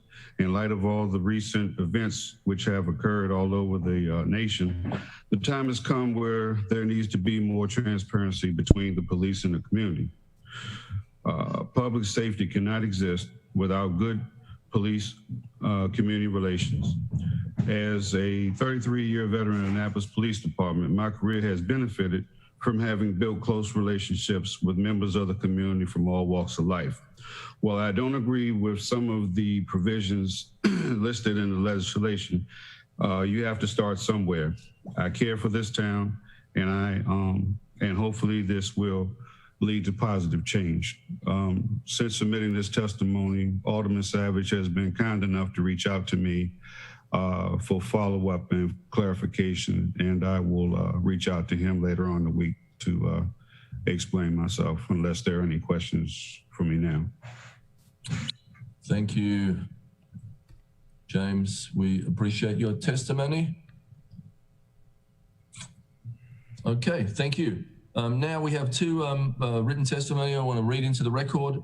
One from Renee Cantori, 101 Eastern Avenue, Annapolis, Maryland, and second from Stephen Waddy, PO Box 6210, Annapolis, Maryland, 21401. I now declare the public hearing open until 12:21, Monday, May 10th, sorry. When are we holding this open to, Regina? Sorry. That's correct, sir. Okay. May 10th. Thank you. Mr. City Attorney, please present the next on the agenda. Yes, sir. The next item on the agenda is R1221, position classifications and pay plan for the purpose of approving fiscal year 2022 position classifications and pay plan and specifying an effective date. Thank you. Again, we've received no public testimony on this. I declare the public hearing on R-12-21 closed. Mr. City Attorney, please present the next item on the agenda.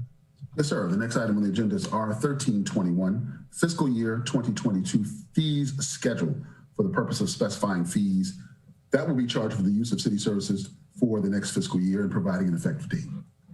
Again, no testimony. I declare the public hearing on R-13-21 closed.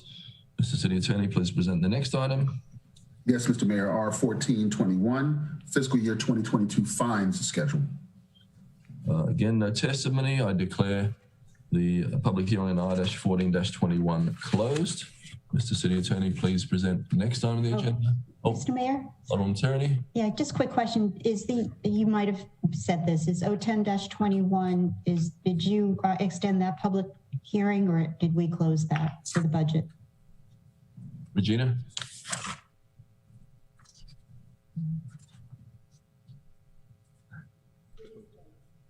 Okay. Thank you, Mr. City Attorney. Please present the next item on the agenda. Yes, sir. We're in legislative action section. First readers, O1421 is the first item. Resilience Authority. I'm sorry, Mr. City Attorney. I just want to interrupt real quick before we move on. I didn't quite catch it on the O1221. Did you keep that open? For May 10th, sir. Okay, great. Thank you. Just wanted to check. Sorry about that. No problems. Thank you. This is a good one coming up here. Yep. We're back in O1421, first readers. Resilience Authority of Annapolis and Anne Arundel County. This is creating the Resilience Authority. Just a note, it will be a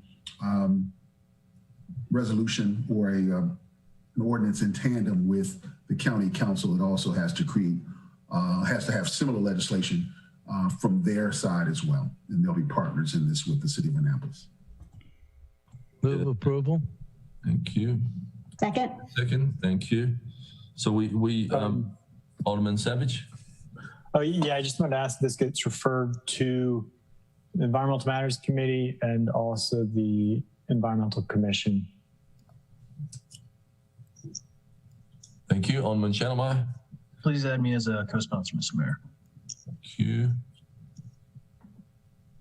Anyone else? We should be really proud of this. This was born in Annapolis. It's going to help out every municipality in the state of Maryland.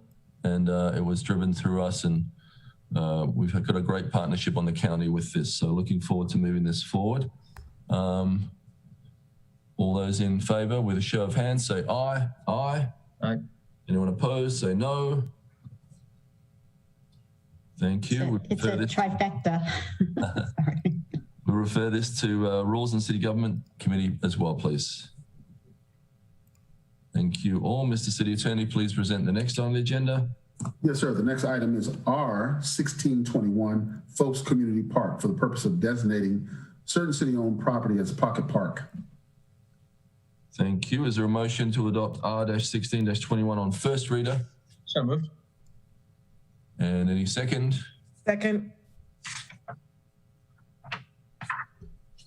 All those in favor with show of hands, say aye. Aye. Aye. Opposed? Thank you. Mr. City Attorney, please present the next on the agenda. Yes, the next item, sir, is R1721 Housing Authority of the City of Annapolis Choice Neighborhood Planning Grant for the purpose of partnering with the Housing Authority of the City of Annapolis in the application for U.S. Department of Housing and Urban Development Choice Neighborhood Planning Grant. Very exciting. Is there a motion? Thank you. Can I get a second? Second. Okay. Any conversation? All those in favor with a show of hands, say aye.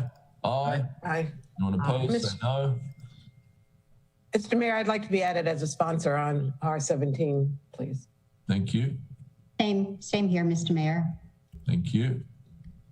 Same here, Mr. Mayor. Thank you. All right, Mr. City Attorney, please present the next on the agenda. Yes, sir. Items for second reader, 0521 Tucker Street Launching Facility for the purpose of providing procedures for the use of the Tucker Street Launching Facility, providing certain definitions, establishing acceptable proofs of residency for issuance of certain permits, and providing penalties for violations. Is there a motion to adopt O-5-21 on second reader? So moved. Can I get a second, please? Second. I believe we have some amendments. Can we start off with Alderman Tierney?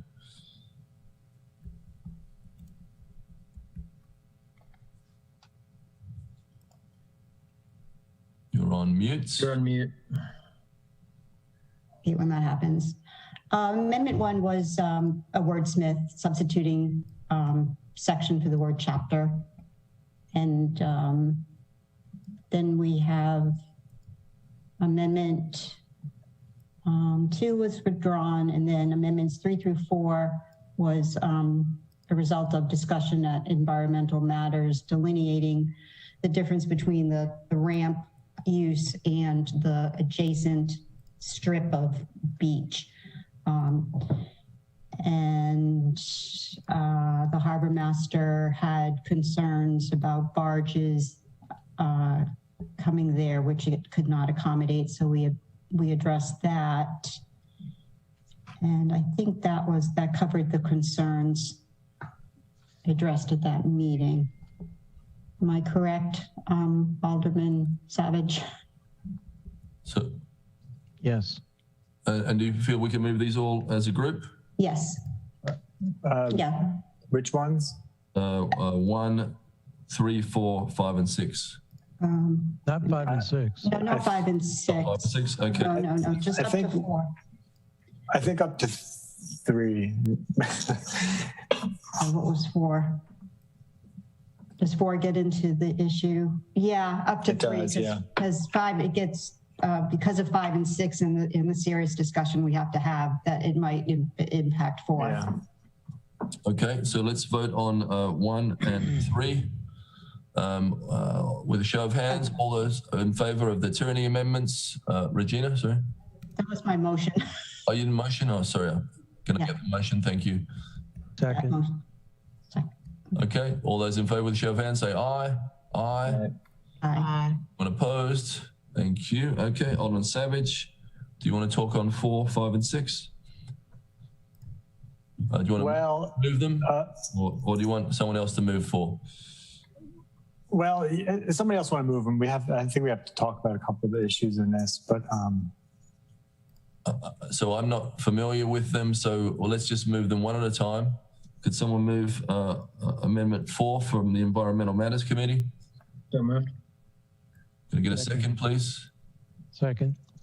Okay, can I go to Alderman Savage for comments? Yeah, so the intention with this was it would require that somebody who's using the ramp to drop off with a trailer to drop off a larger boat would have to display a launch permit, and that it would need to be displayed at all times. And so it would, on the second page of the amendment, you can see how it would be worded. And it makes clear that it's only when you're launching from this facility that you would need to display a permit. And so one of the issues, I think there are two issues. One of them is the residency, but that I guess is the next question. This has to deal with just permitting. So I've had some concern raised to me about whether or not we should be creating a new process to require these boats have to be permitted to use the boat ramp. We don't currently have that requirement for this particular ramp. We do for trucks and park, but not for this one. So I kind of want to leave it, I guess, for the sponsors to make the case in terms of why they think we should have the permitting. At this point, I'm a bit wary of creating a new permit requirement unless there's really an established need. But again, I'm not the sponsor, so I know there may be a need. I just want to, I guess, better understand it at this point. But that's what this amendment would do, was help create that permit requirement. Alderman Tierney? Oh, no, I just saw his hand. I will defer to Alderman Payon. Alderman Payon? You have to unmute, Fred. Unmute, Fred. How am I doing now? Good. The reason for the permitting is that we think that the use ought to be confined to people that live in the city or at least live in the state. The permitting of trailers would allow enforcement of parking regulations that already exist. S&P could enforce the regulations that we already have, some of which are repeated in this ordinance. The reason for permitting in general is that here in the city, we are the taxpayers that are paying for this. The people from New Jersey and Washington, D.C., Delaware, Pennsylvania that use it regularly, and that's who have been using it frequently. They don't have anything to do with the city. They don't pay. They're launching boats and parking trailers for free on our dime, on the taxpayers' dime. It makes no sense to not to differentiate. People in West Annapolis want their streets, want their parks to be used by all of the citizens of our city, not just the ones that live in West Annapolis. One other problem is that we incur at times fire equipment is blocked from going down to the end of Tucker. There are houses there, in addition to boats and a play. Well, it's not really a play area, but there is room for playing down there. So it's important that we have these permitted. Now, how much the permit cost, that's up to the city. I think $15 was talked about. I don't care if it's 15 cents. But we've got to know who's using our places, and we really have a right to know that it's the tax-paying public that is using them, and not people that are coming there because it's a free launch. And that goes for both the trailers, and the boats if it comes down to it. I would note that neither Waterworks, both Waterworks Park and Truxton Park have permitting for some of the same reasons. It's reasonably related to the cost the city incurs in maintaining the facility. And I'd say the same thing at the Tucker Street, launch. It's not a profit-making venture, as you know, Mr. Mayor. It simply pays us back for some of the money we've spent to allow people to launch their boats. And those people ought to be from the city. We're paying the taxes, and SP Plus can't even, enforce the parking that we have on the books that we have contained in here. It's only fair that the taxpayers get to use what they're paying for. And I'm implying that there would be a cost for this permit, and I assume that there would be, but it doesn't have to be very much. It doesn't have to be much at all, but we have to be, the harbor master has to be able to determine who has a right to have their boat there, to park their trailer there, and there's really no other way of doing it. We do have permitting at Truxton Park. I think that, correct me if I'm wrong, but I think that's is that the only other launch? Yeah, in the city. And they have a kiosk there. I'm sorry? They have a kiosk there? Yeah. I don't know what they have there, to tell you the truth. It's a kiosk where you drop your $8 into that kiosk for the fee. Yeah.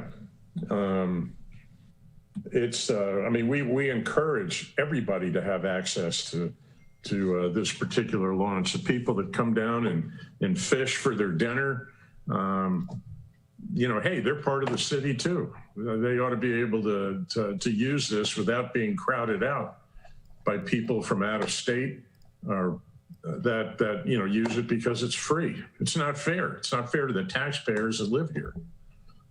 We want people from different parts of the city to use this facility, the same as they do Truxton Park and the Waterworks Park. Thank you, Alderman Payne. Sorry, Alderman Nader. Sorry. Hello. So I don't have a problem with charging a fee, just like we do in other places, and that's fine. And I think you need to be able to track who's paid the fee and who hasn't. And maybe a kiosk there would be fine. I do have a problem with the arguments that only City of Annapolis residents. I think that's denying water access. We don't deny access at Truxton Park. You can come from Alaska and put your boat there. And I think your argument about the availability, accessibility to the fire department, they don't care if it's a City of Annapolis resident that's clogging that, or again, a resident from Alaska or Pennsylvania. Clogging it is clogging it. So I'm very uncomfortable with this argument of limiting access to only residents of Annapolis. I'm totally fine with charging whoever uses it a fee to use it. As you said, we do that in other places, and so that's fine. Thank you. Alderman Tierney? Yes, point of order. I'm confused. Do we have only the one amendment on the floor right now, Amendment 4? Yep. Yeah, we're sort of conflating this to 4, 5, and 6. I'm not sure how to fix that. The discussion is based. By the way, I don't have copies of any of those. They're on Granicus, but I think we're opening up the conversation more than what the specific amendment on the floor addresses, and I'm not sure how to manage that for now. Can we repeat the amendment, please? Yeah, sure.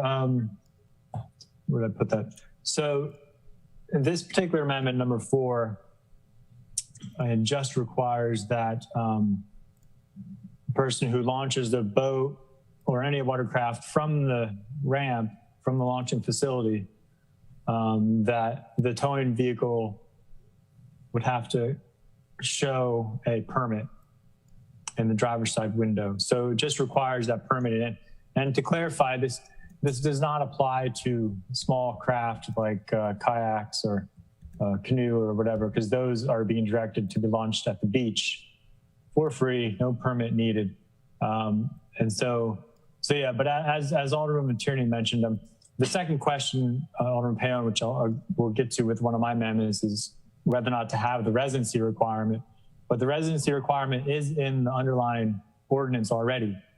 My proposal, which I'll get to later, is to remove that. But this just clarifies the language about needing a permit. And I'm more open to that, especially Alderman Palin, if you feel like this is, obviously this is in your ward. If you feel this would get you good data in terms of getting and putting some restrictions on the use of the boat ramp in terms of requiring this permit, I'm still a little concerned about staff time, but I don't recall the harbor master having too much concern about that from when we spoke with her. The Alderwoman Tierney might know better. But so that's all we're dealing with this particular amendment, though. Okay, thank you. Alderman Tierney? Yeah. Go ahead, take this one. Well, I just want to benchmark this a little bit. The permits were, this activity used to be under Title 11, and we're cleaning up Title 15 to have Beth's manage its scope of work, if you will. So the permits were always required. Again, it shifts to Title 15, and then the permits then allow the harbor master then to enforce.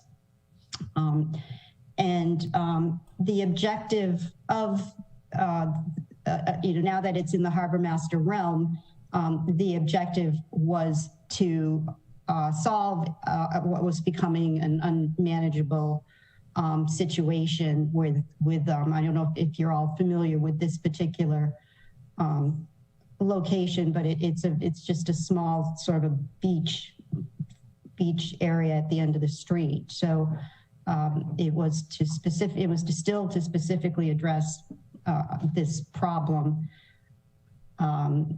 even with it being allowed. It's always been for residents only, and even with that stipulation, it's created something that had to be managed, and this was the proposed solution to manage it.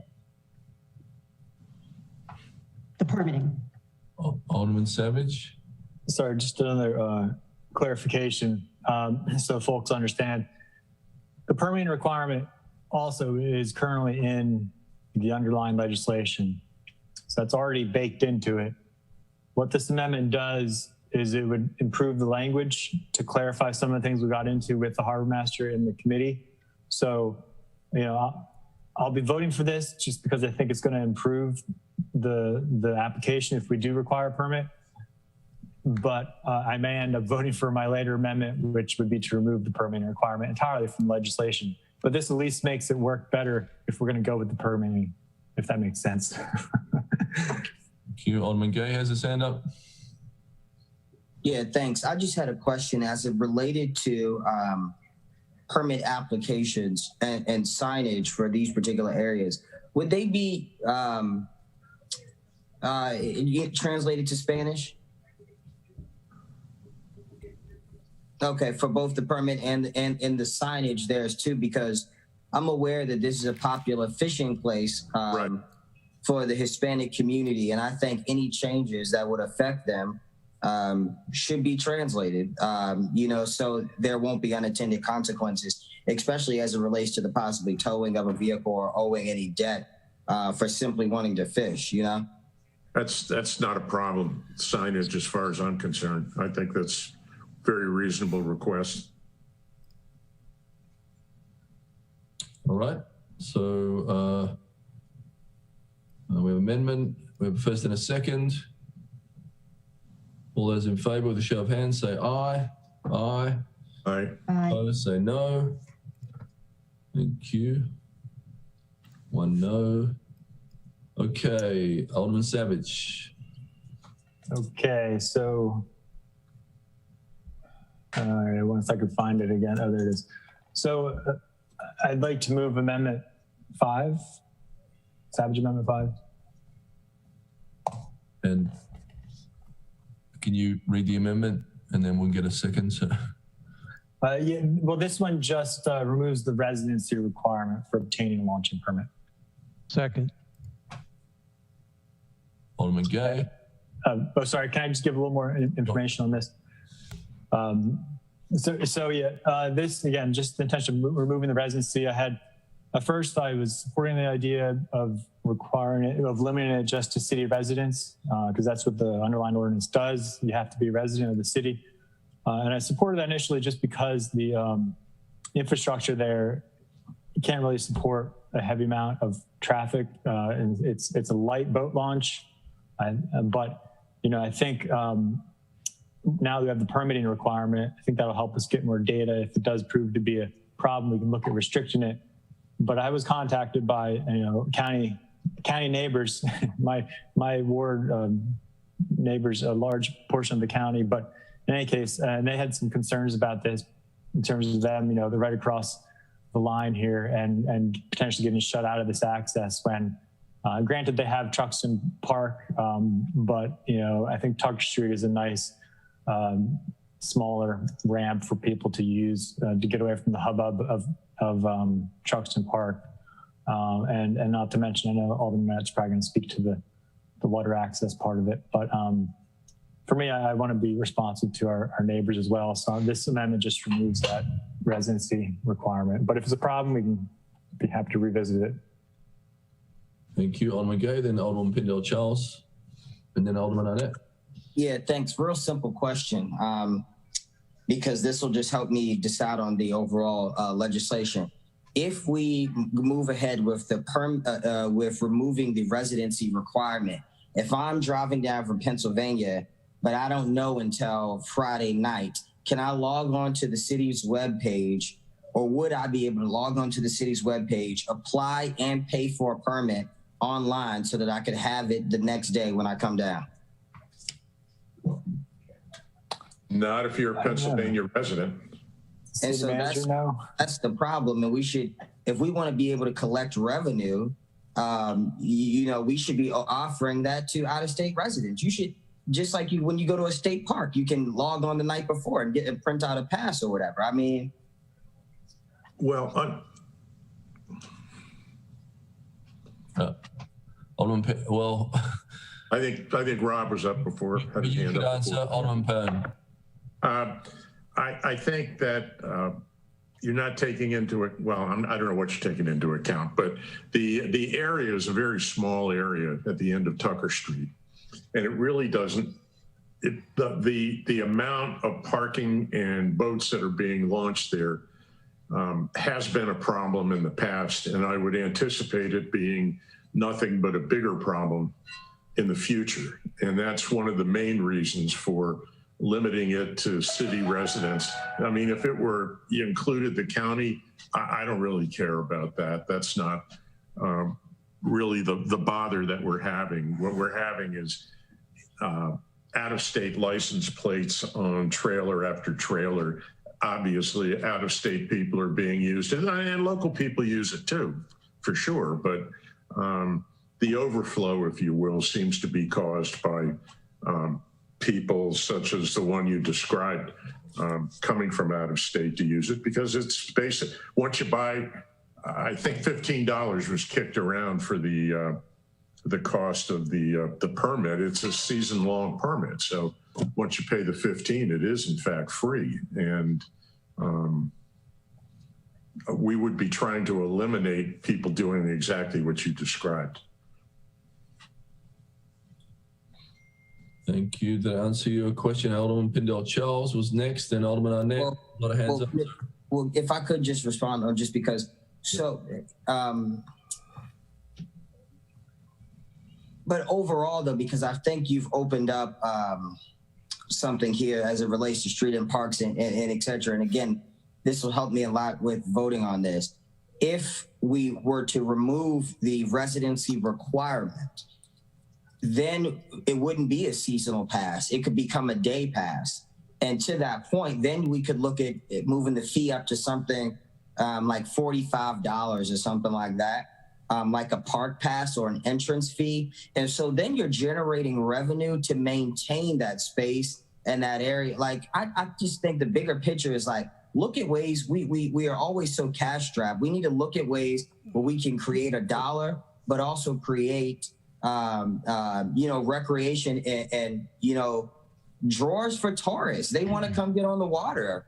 And so if they're willing to spend $50 a day to get on our water, we should look at opening that up some way, somehow.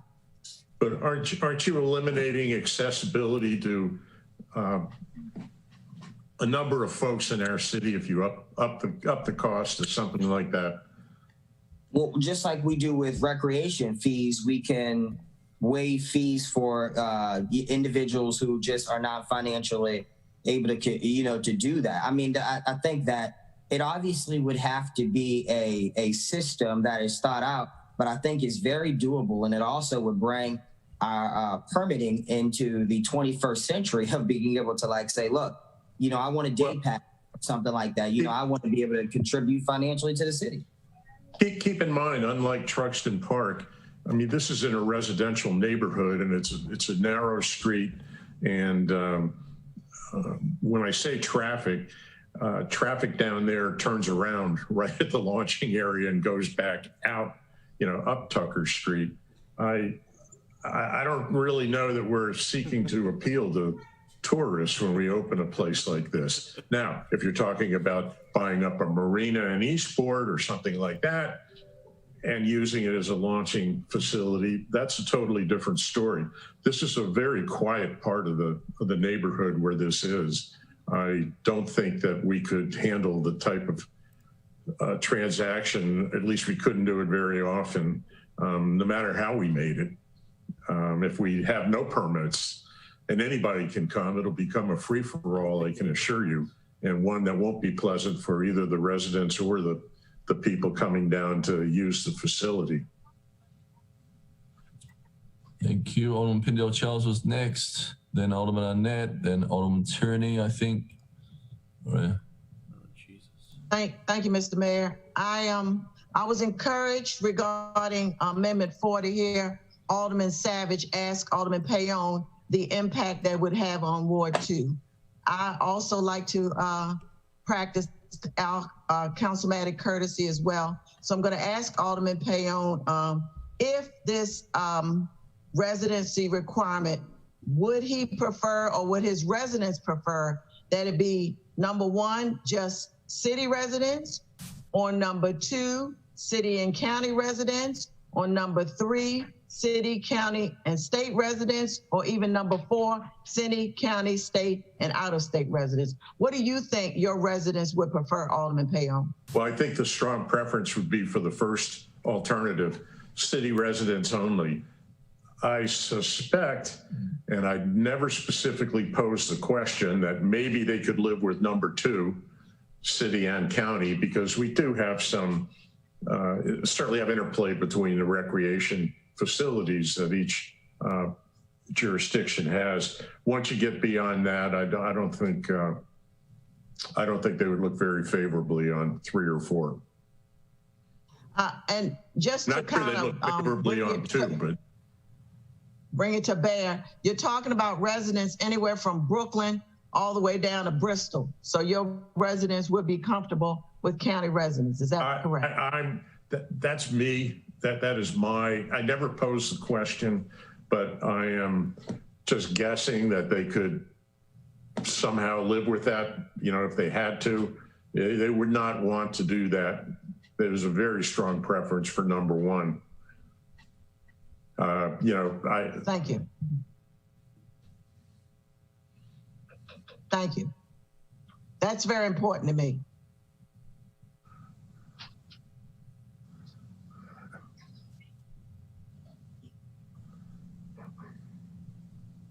Alderman Arnett, sorry.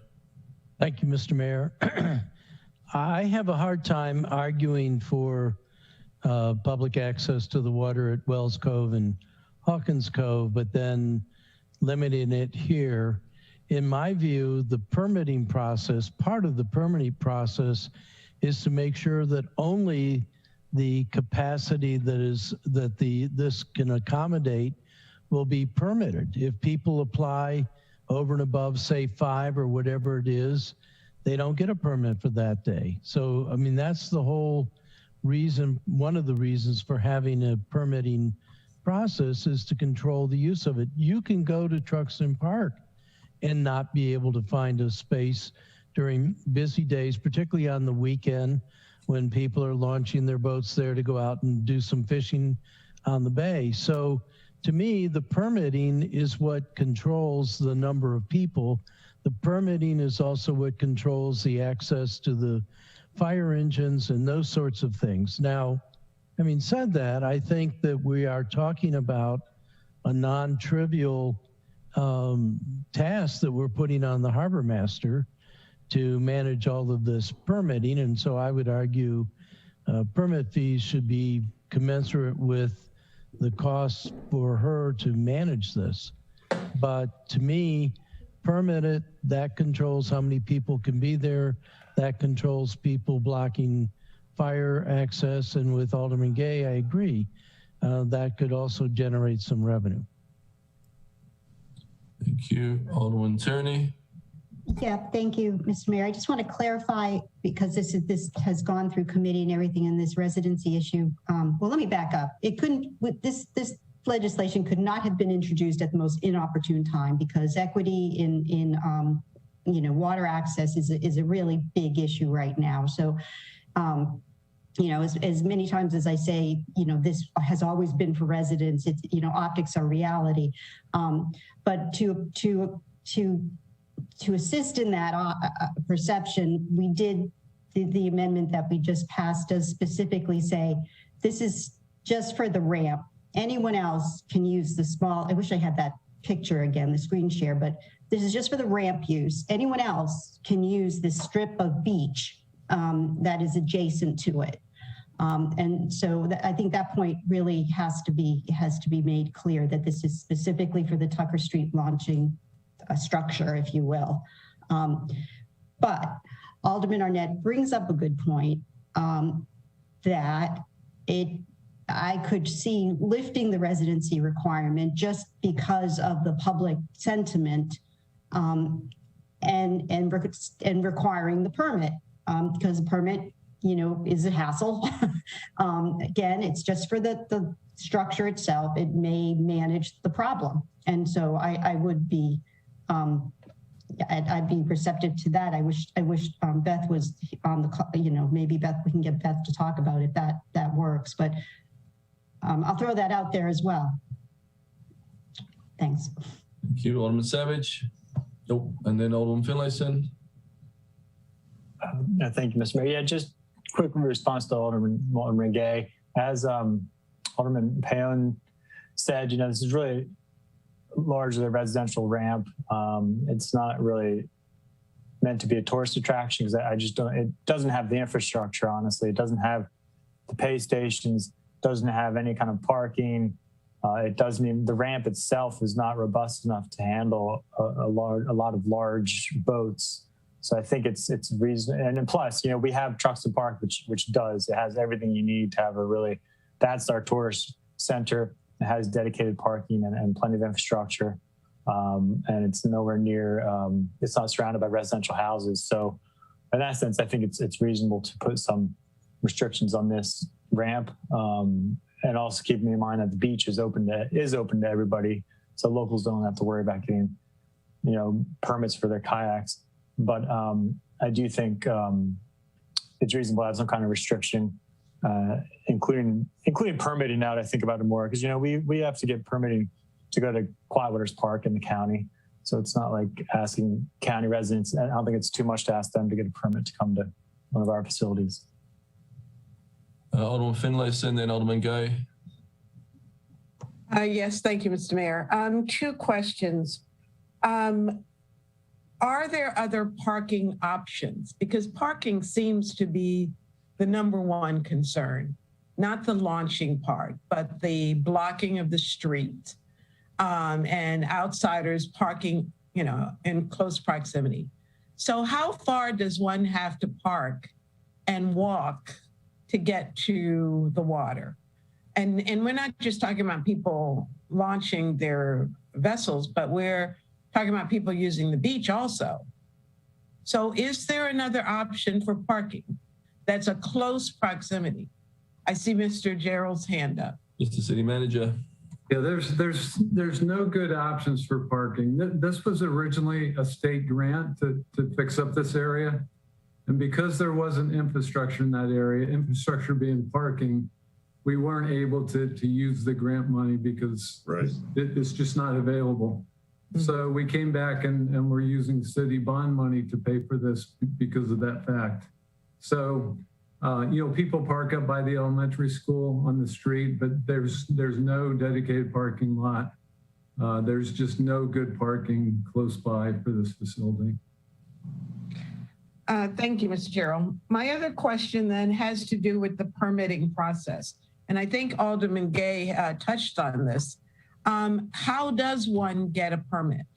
Does one have to go into the planning department between Monday through Fridays, 9 to 5 to get a permit? Is there another electronic process? How does that work? Whomever has the answer. There are various ways that it gets done now for the parks that Alderman Pound described. So Parks and Rec is the one you get for Waterworks Park. Obviously the boat ramp is a kiosk. I don't know if there are any other options, Mr. City Manager. Sure. It seems that the harbor master was controlling the permits for this, which seems a little bit odd because that's not how we're doing the other water access facilities. So I guess I don't have a good answer for that, how we would do it for this. It would either be the way, you get a boat slip down at City Dock through the harbor master, or similar to the way it's done at Truxton, which would be my preference because it's a similar type operation. So the signage would send the boaters down to City Dock to get their permit. Unless we could put a kiosk out there similar to what we have at Truxton Park. And then Ms. Bellis's staff would monitor it. And I'm not sure how the kiosks would work. Right.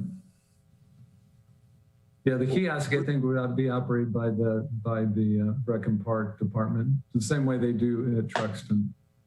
Mm-hmm. But there is an honor system at Truxton that seems to be efficient. Most people believe it's been monitored. I can't say I've ever seen any citations or anything like that, but I know I think it's effective. We talked about a kiosk, and we also talked about, even on busy Saturday mornings, once or twice a month, having somebody from the harbor master's office physically down there to sell the permits, set up a little card table or something like that. I mean, there are a number of things we talked about. Frankly, I don't think we completely decided on anything in particular at this point. Alderman Gay had his hand up. Yeah, thanks. Couple of quick points. Truxton Park is in my ward, some of it. It is surrounded by residential neighborhoods. The neighbors complain all the time. So are we now going to say no tourists come through Truxton Park at all? Because I'll introduce the legislation if that's the route we're going. The point is that you can't, I understand that people have these neighborhood concerns as it relates to water. Every single where there is water in the city of Annapolis, there is a neighborhood. We don't have the land space, for parking, for beach, all of this. It's just something that we have to, face the reality of. And so I think the best thing to do is to open it up to your residents and tax the tourists so that you can at least have $1 to put behind and to try to supplement the property. What was just exposed tonight is our permitting plan or process. And we should really be looking into the CIP before this budget is up and looking to finance our planning department so they can jump into the 21st century. Because I'm going to keep saying we're missing out on dollars that could be going into our funds to, help with these, what we want to see in these water end park or these street end parks.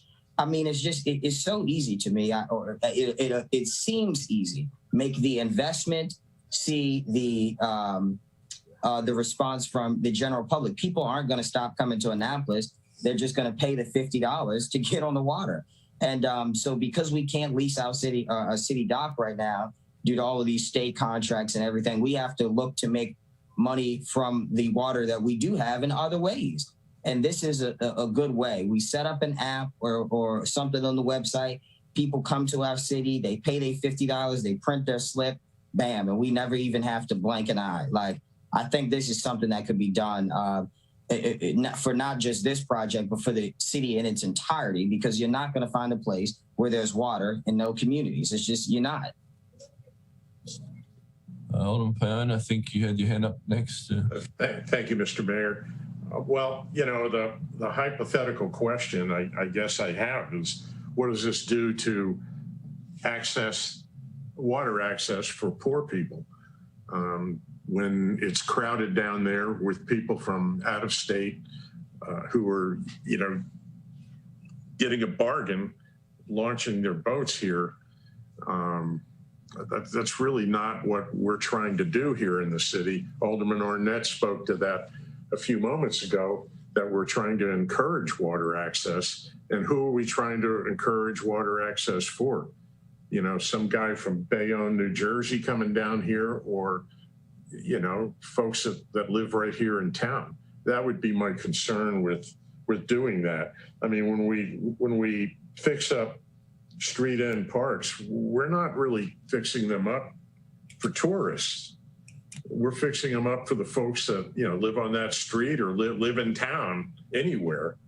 I don't think that's well, I guess I disagree that that's a great way to raise money, but we can have a difference of opinion on that.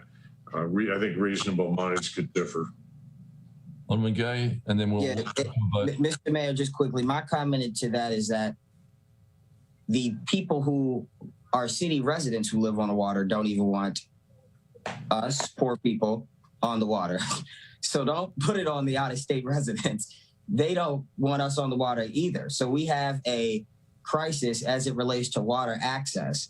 And as I mentioned, again, we're not saying that if you can't pay the $50, you can't get on the water. But what we are saying is that it's a progressive fee, not a progressive tax. It's a progressive fee. You take from the rich and give to the poor. If they can afford to launch a, you know, $1 million boat, they can afford to pay $50 a day ticket, you know, fee or whatever. And we use that to continue to supplement our parks and stuff. I think it goes hand in hand. But to your point, we agree to disagree. This was great discussion, though.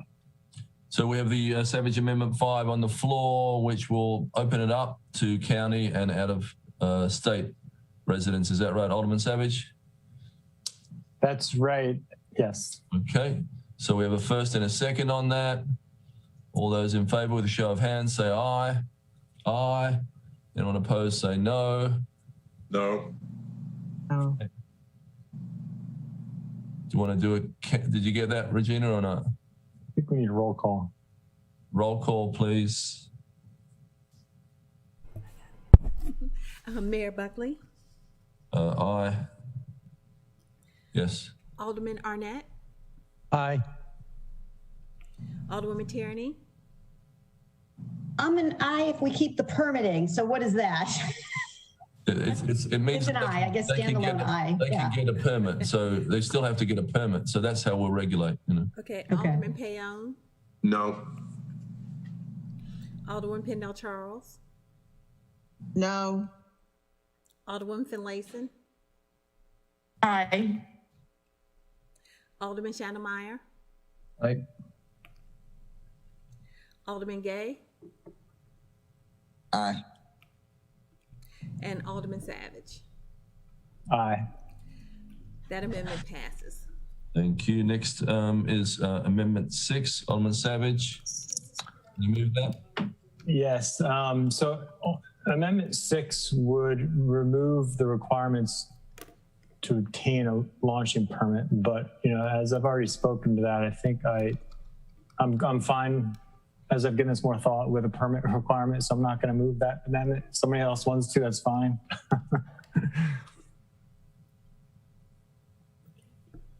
Okay. If nobody's doing, Mr. Mayor, I do have one other comment, if I may. Yep. To Alderman Payon.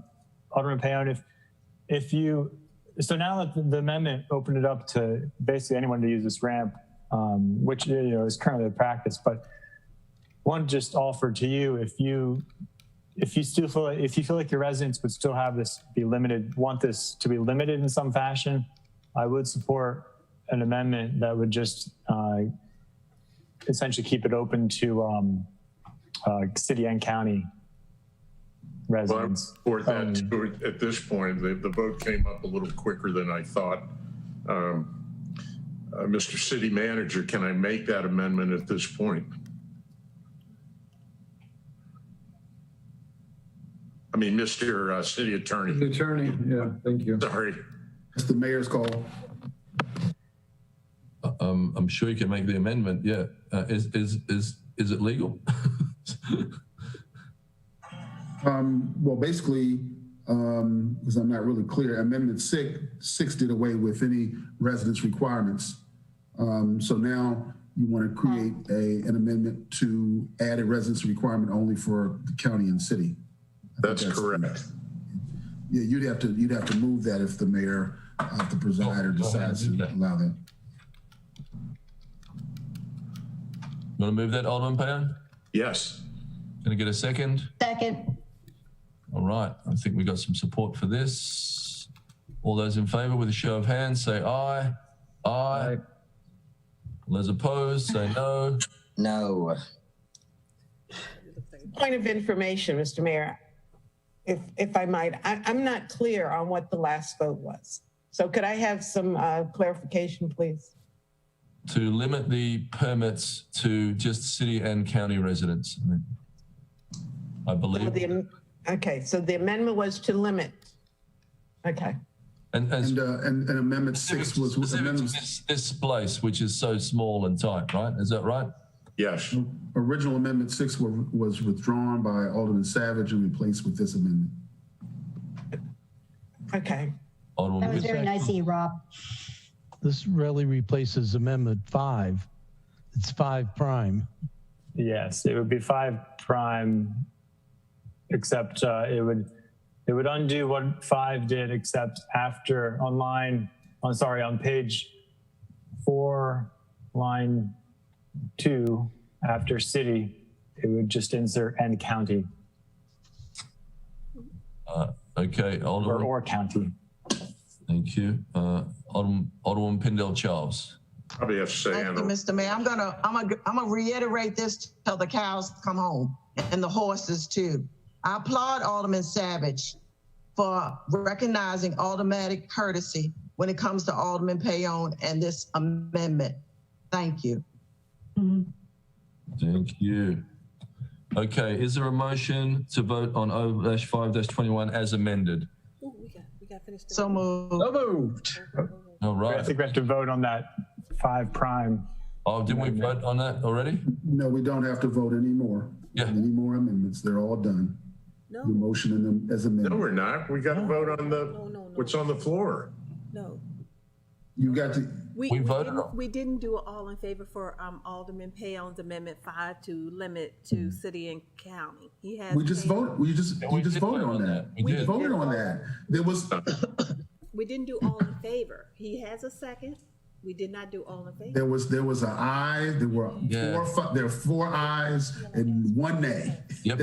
5 ayes. We'll do it again. We'll do it again, Regina. Okay. Yeah, let's just redo it quickly. And all those in favor with a show of hands say aye. Aye. Anyone opposed, say no. No. No. There's 3. Oh, there was a third no. That wasn't there before. That's right. That's why I asked for clarification. 6-3. I didn't vote the first time, and we did vote previously. But We did vote first time. 6-3 passes. But I understand we're all delirious because this has taken an hour. Longer than usual. Okay, so is there a motion to amend O-5-21? No, to move O-5-21 as amended. As amended. Amended, sorry. So moved. Thank you. Is there a second, please? Second. Okay. All those in favor with a show of hands say aye. Aye. Aye. Anyone opposed, say no. No.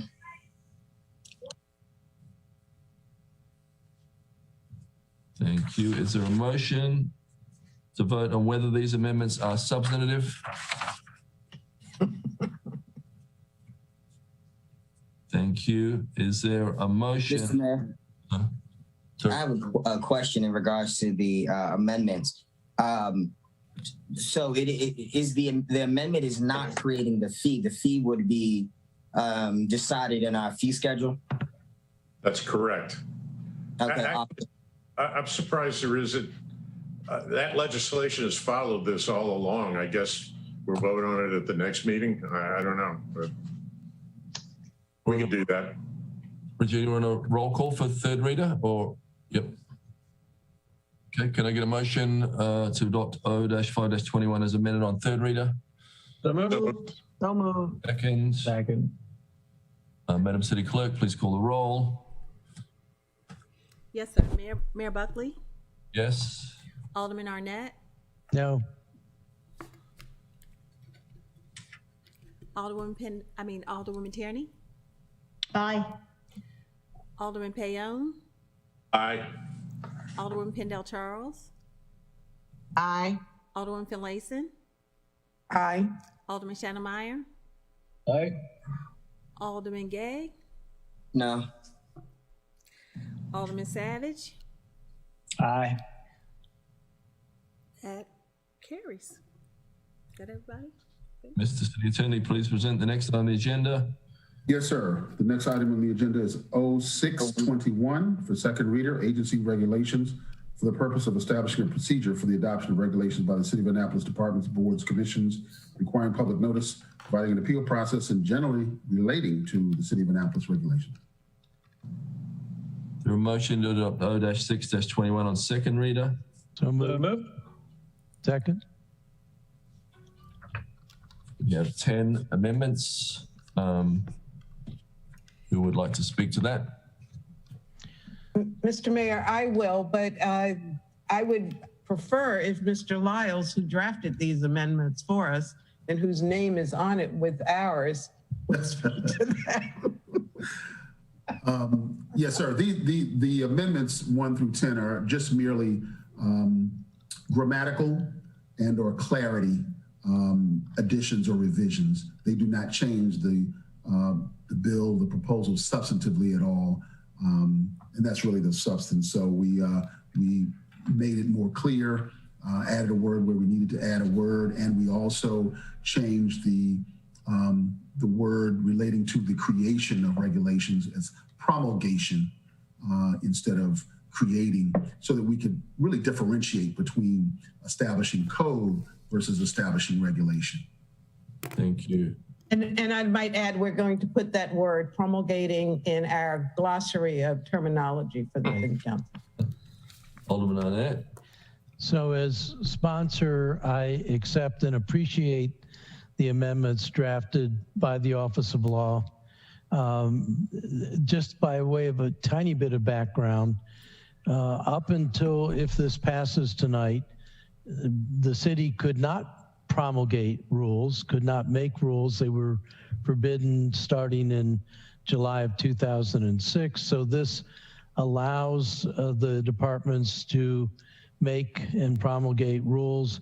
The surprise at the committee meeting was when the city manager was asked to pull together all of the rules that the city had out promulgated, and there was one. And the reason for that was because the code didn't allow the departments to make rules, so they had a whole set of informal rules.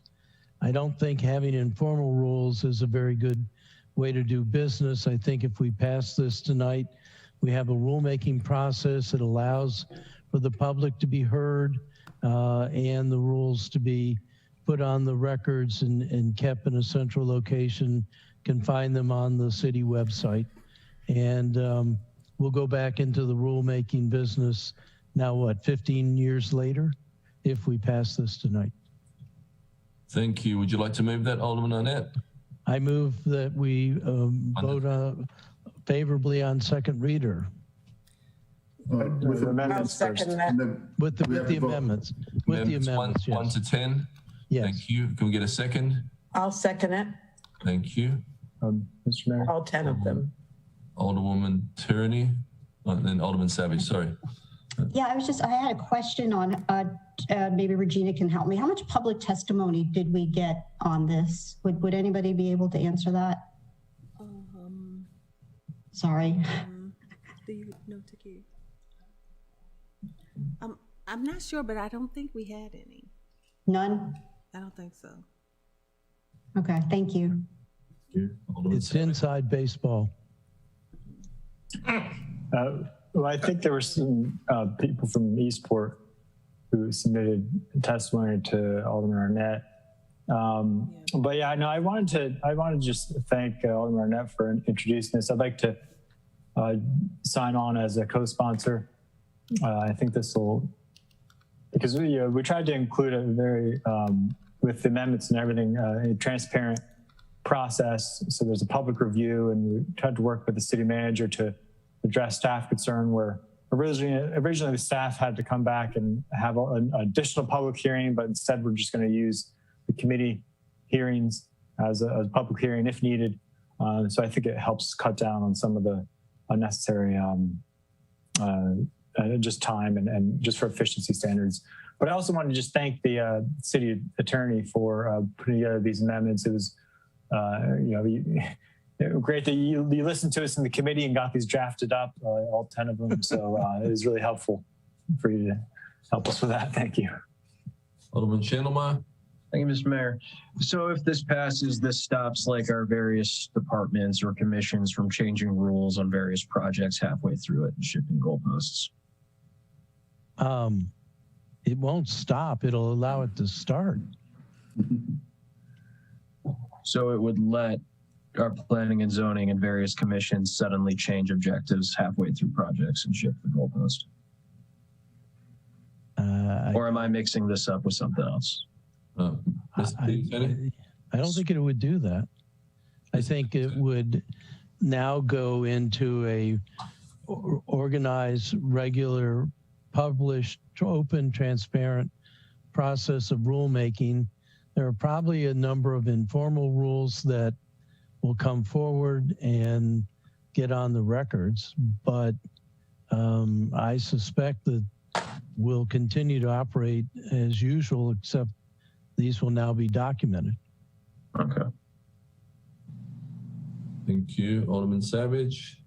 Yeah, just to reiterate what Alderman Arnett said. I think things will just essentially continue as they have been, except some of the regulations I think we've essentially been following without being too documented will be put out there, I think, in the public. But I think in terms of moving the goalposts, I think a lot of these regulations, the staff's they have them documented somewhere. They're using them in documents. Sometimes there's a perception of moving goalposts, but that often is a case of just discretion built into the code or discretion built into the regulations themselves. That's not necessarily moving the goalposts, because if it's in the code, it's in the code. But there is an appeal process built into this. If somebody does think that the regulations are inappropriate or not being followed, then there's a process that's at least laid out here for them. Okay, thank you. Alderman Pendel Charles. Thank you, Mr. Mayor. Mr. Gerald, what, if any, impact does this have on staff? Well, I think the outcome is that some of the informal rules that departments have will need to be made more formal. So the examples I used at the Rules Committee, as simple as in Park and Rec, they have a rule that you're supposed to have your dog on a leash when you're in a city park. That you won't find that written anywhere, but that's a rule that they apply. To a more complex issue such as stormwater management. You remember the resolution that was passed a few years to raise the amount of stormwater treatment that's required for development. So when that passed, then I issued a memorandum to all my staff saying these are the new requirements that you need to use for all the development projects. That should have been a regulation, but we weren't able to issue regulations then.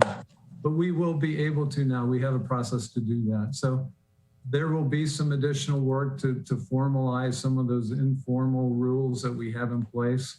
but they should be more formal anyway. So I think that's going to be better government, but it's going to be some work to get that all done. Okay, thank you very much. Okay, so we have motions, amendments 1 through 10 on 0621. We have a first and a second. All those in favor say aye. Aye, show of hands, sorry. Aye. All those opposed say no. Thank you. Is there a motion to vote on whether the amendments to O-621 are substantive? Thank you. Is there a motion to adopt O-6-21 as amended on second reader? So moved. Second. Second. Thank you. All those in favor with a show of hands say aye. Aye. Anyone opposed say no. Thank you. Is there a motion to adopt O-6-21 on third reader? So moved. Second. Second. Thank you. Madam City Clerk, please call the roll. On all the mics. We're on mute. Yes, sir. Mayor Buckley, Yes. Alderman Arnett, Aye. Alderwoman Tierney, Aye. Alderman Payon, Aye. Alderwoman Pendle Charles, Aye. Alderwoman Finlayson, Aye. Alderman Shandemeyer, Aye. Alderman Gay, Yes, and I thank the elder for his work. Alderman Savage. Aye. Thank you. That ordinance carries. Thank you. Mr. City Attorney, please present the next on the agenda. Yes, sir. The next item on the agenda is R1021, Charter Revision Commission for the purpose of extending the Charter Revision Commission's tenure. Is there a motion to adopt R-10-21 on second reader? So moved. Second. Second. Second. Thank you. Looks like Madam City Clerk will call the roll on this one. Yes. Mayor Buckley. I had a quick question before you called the roll. Sorry. I'm not sure if you've seen my email earlier as it related to adding my the representative from Ward 6. I know that we reconsidered it. So what was asked in the email is what would the next steps be to add my rep to the legislation that we voted on last meeting?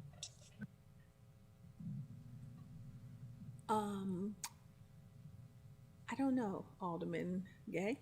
Mr. Lyles, can you answer Alderman Gay's question? Yeah, the mayor can appoint. So what you can do is submit your name to the mayor. The mayor can appoint a person, and it's done, and then be sworn in the next council meeting. Awesome, thank you. Thank you. Mr. Mayor, may I ask a question? Sure. Have the other commissioners been sworn in already? Yes, they've been meeting. Okay. Ms. Eldridge, you have a frown. I'm not frowning. I'm just a little tired today, so I do apologize. But boards and commission members are supposed to be sworn in prior to them meeting for the first time. That's why I was shaking my head. I haven't done any swearing-ins since the last meeting, so I'm unaware if they were sworn in or not. That's interesting. Yeah. We'll check the record. I believe that they were sworn in virtually, but with one fell swoop, I think we did a one fell swoop with the names, but we'll check it.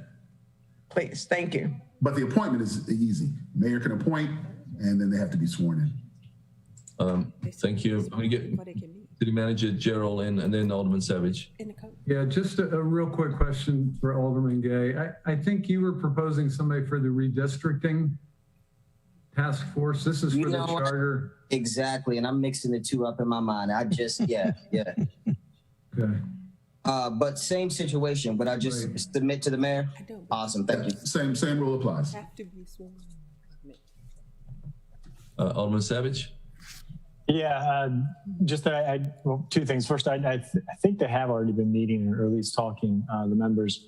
But the second thing is just to make everybody aware, even with this getting passed, well, especially with this getting passed, the charter, whatever they provide us, we're not going to be able to act on this session of the council anyway, because charter amendments require all this additional public notifications and approval from the state and all this stuff. So it's definitely not going to happen this term, unfortunately.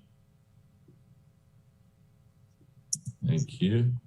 Okay, Regina, roll call, please. Yes, sir. Mayor Buckley, Aye. Alderman Arnett, Aye. Alderwoman Tierney, Aye. Alderman Payon, Aye. Alderwoman Pendle Charles, Aye. Alderwoman Finlayson, Aye. Alderman Chandlemeyer, Aye. Alderman Gay, Aye. Alderman Savage, Aye. and that resolution carries. Thank you. Mr. City Attorney, please present the next item on the agenda. Yes, sir. The next item on the agenda is R1121, city-sponsored special events in FY 2022 for the purpose of identifying city-sponsored special events and waiving certain related city fees during FY 22. Is there a motion to adopt R-11-21 on second reader? So moved. Second, please. Second. Alderman Finlayson. Yes, I have a question for Alderwoman Tierney. I noticed that Juneteenth is not listed, and maybe it was explained to me previously, but I'm afraid I'm going to need to hear that explanation again. I can relate to that. Thank you. That was, the city council approved that under a separate resolution. So there was no need to add it to this one. You had asked that previously. Okay, so in the future, when this list comes up, it'll just be on the list as opposed to a separate. Right. When we do it again for next year, I guess that would be the best way to address it. Yeah. Okay. Because we wanted to get that approved right away to get them going. Yeah. Okay, I just want to make sure that in the future it's listed with all the other city-sponsored events. Absolutely. Okay, thank you. Mr. City Manager, did you have something? Well, yeah, I was just going to say that when we plan to do some modifications to the special event part of the code, the city attorney and I have been working on it with Felicia. And so when we do that legislation, we will add the Juneteenth event to the code as well, so that when it comes up next year, it'll be part of the code already, and we'll come onto this list. Great, thank you. Yeah. Thank you. So this is a roll call as well. Regina? Yes, sir. Mayor Buckley, Aye. Alderman Arnett, Aye. Alderwoman Tierney, Yes, we have flipped the light switch to events. Yay. Alderman Payon, Aye. Alderwoman Pendle Charles, Aye. Alderwoman Finlayson, Aye. Alderman Chandlemeyer, Aye. Alderman Gay, Aye. and Alderman Savage. Aye. And that resolution carries. Okay, Mr. City Attorney, please present the next on the agenda. The next item on the agenda is R1521, moratorium on extending a moratorium on short-term rental licenses. Alderwoman Tierney. Alderwoman Tierney. Yes, thank you, Mr. Mayor. I'd like to withdraw this, please. So motion to withdraw. Can I get a second? Second. Thank you. All those in favor say aye. Aye. Aye. Aye. Aye. Opposed? Thank you. Mr. City Attorney, please present the next item on the agenda. I believe that is the agenda for today, Mr. Mayor. All right, it was a big one. Now, anything else for good of the order? Anybody? Alderman Tierney. I have a question. Do we have any planning for the cicadas? No, seriously. They're good fried or boiled. A good source of protein. I'm getting a little panicky here, but I mean, they destroy our trees. I mean, are we going to tape the trees or anything like that? Or I don't think they eat trees. don't they? What do they do? All right. They lay their eggs in branches and it kills the branch going out from that point. Where's the Office of Emergency Management in this? Sorry, it's late. You know, this is not our first time with cicadas. They come every 17 years. Right. And my, we Well, for survived. Dewan, it's the first time. Right. Well, almost. He probably doesn't remember the last time they were here. I think they just make noise and are annoying. Very loud. But Your pets will eat a lot of them. Oh gosh. I have a question, Mr. Mayor. I do want to say that just while we're talking about that, in truly biblical fashion, if you didn't think your 4 years were hard enough, we're going to finish it off with a plague of cicadas. Another plague. Jiminy. Okay, thank you.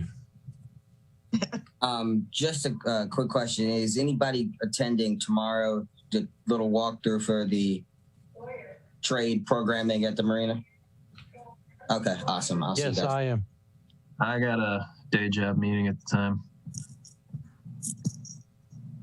I offered about tomorrow evening to order pizza. So how many of you are interested? I need to have a idea of what to order. I already know. I know I got two people. I know between Ross and one. Okay, I am always interested in pizza, even if I eat something else. go ahead, Ellie. I see the hand tentatively. Yeah. going up. I got gotta it. eat. Yeah, Okay. my All funeral. right, we're all in. Okay. Where's my arm? They're all in. Okay. David, I'm counting you too. And Regina, you're with us tomorrow? She said with a No. big smile. No. Takia, though. I'm afraid I'm scheduled, sorry. And I love pizza. Oh, well, next time. Mr. Mayor, are you scheduled in West Annapolis tomorrow out on Melvin Avenue? Do you know? Check. For that traffic calming thing? I don't think that's on my schedule. Okay. The city engineer will be there, I know. So, Gavin, is what I'm hearing is that you are turning over powers of the mayor to Alderman Gay. Yeah, Mayor Gay. So I'm conducting the live meeting. Okay. That's what I heard. Awesome. Okay. I guess. Thank you, Alderman Payon. I move that we adjourn. All those in favor, say aye with a show of hands. Aye. Aye. Thank you, everybody. Meeting adjourned.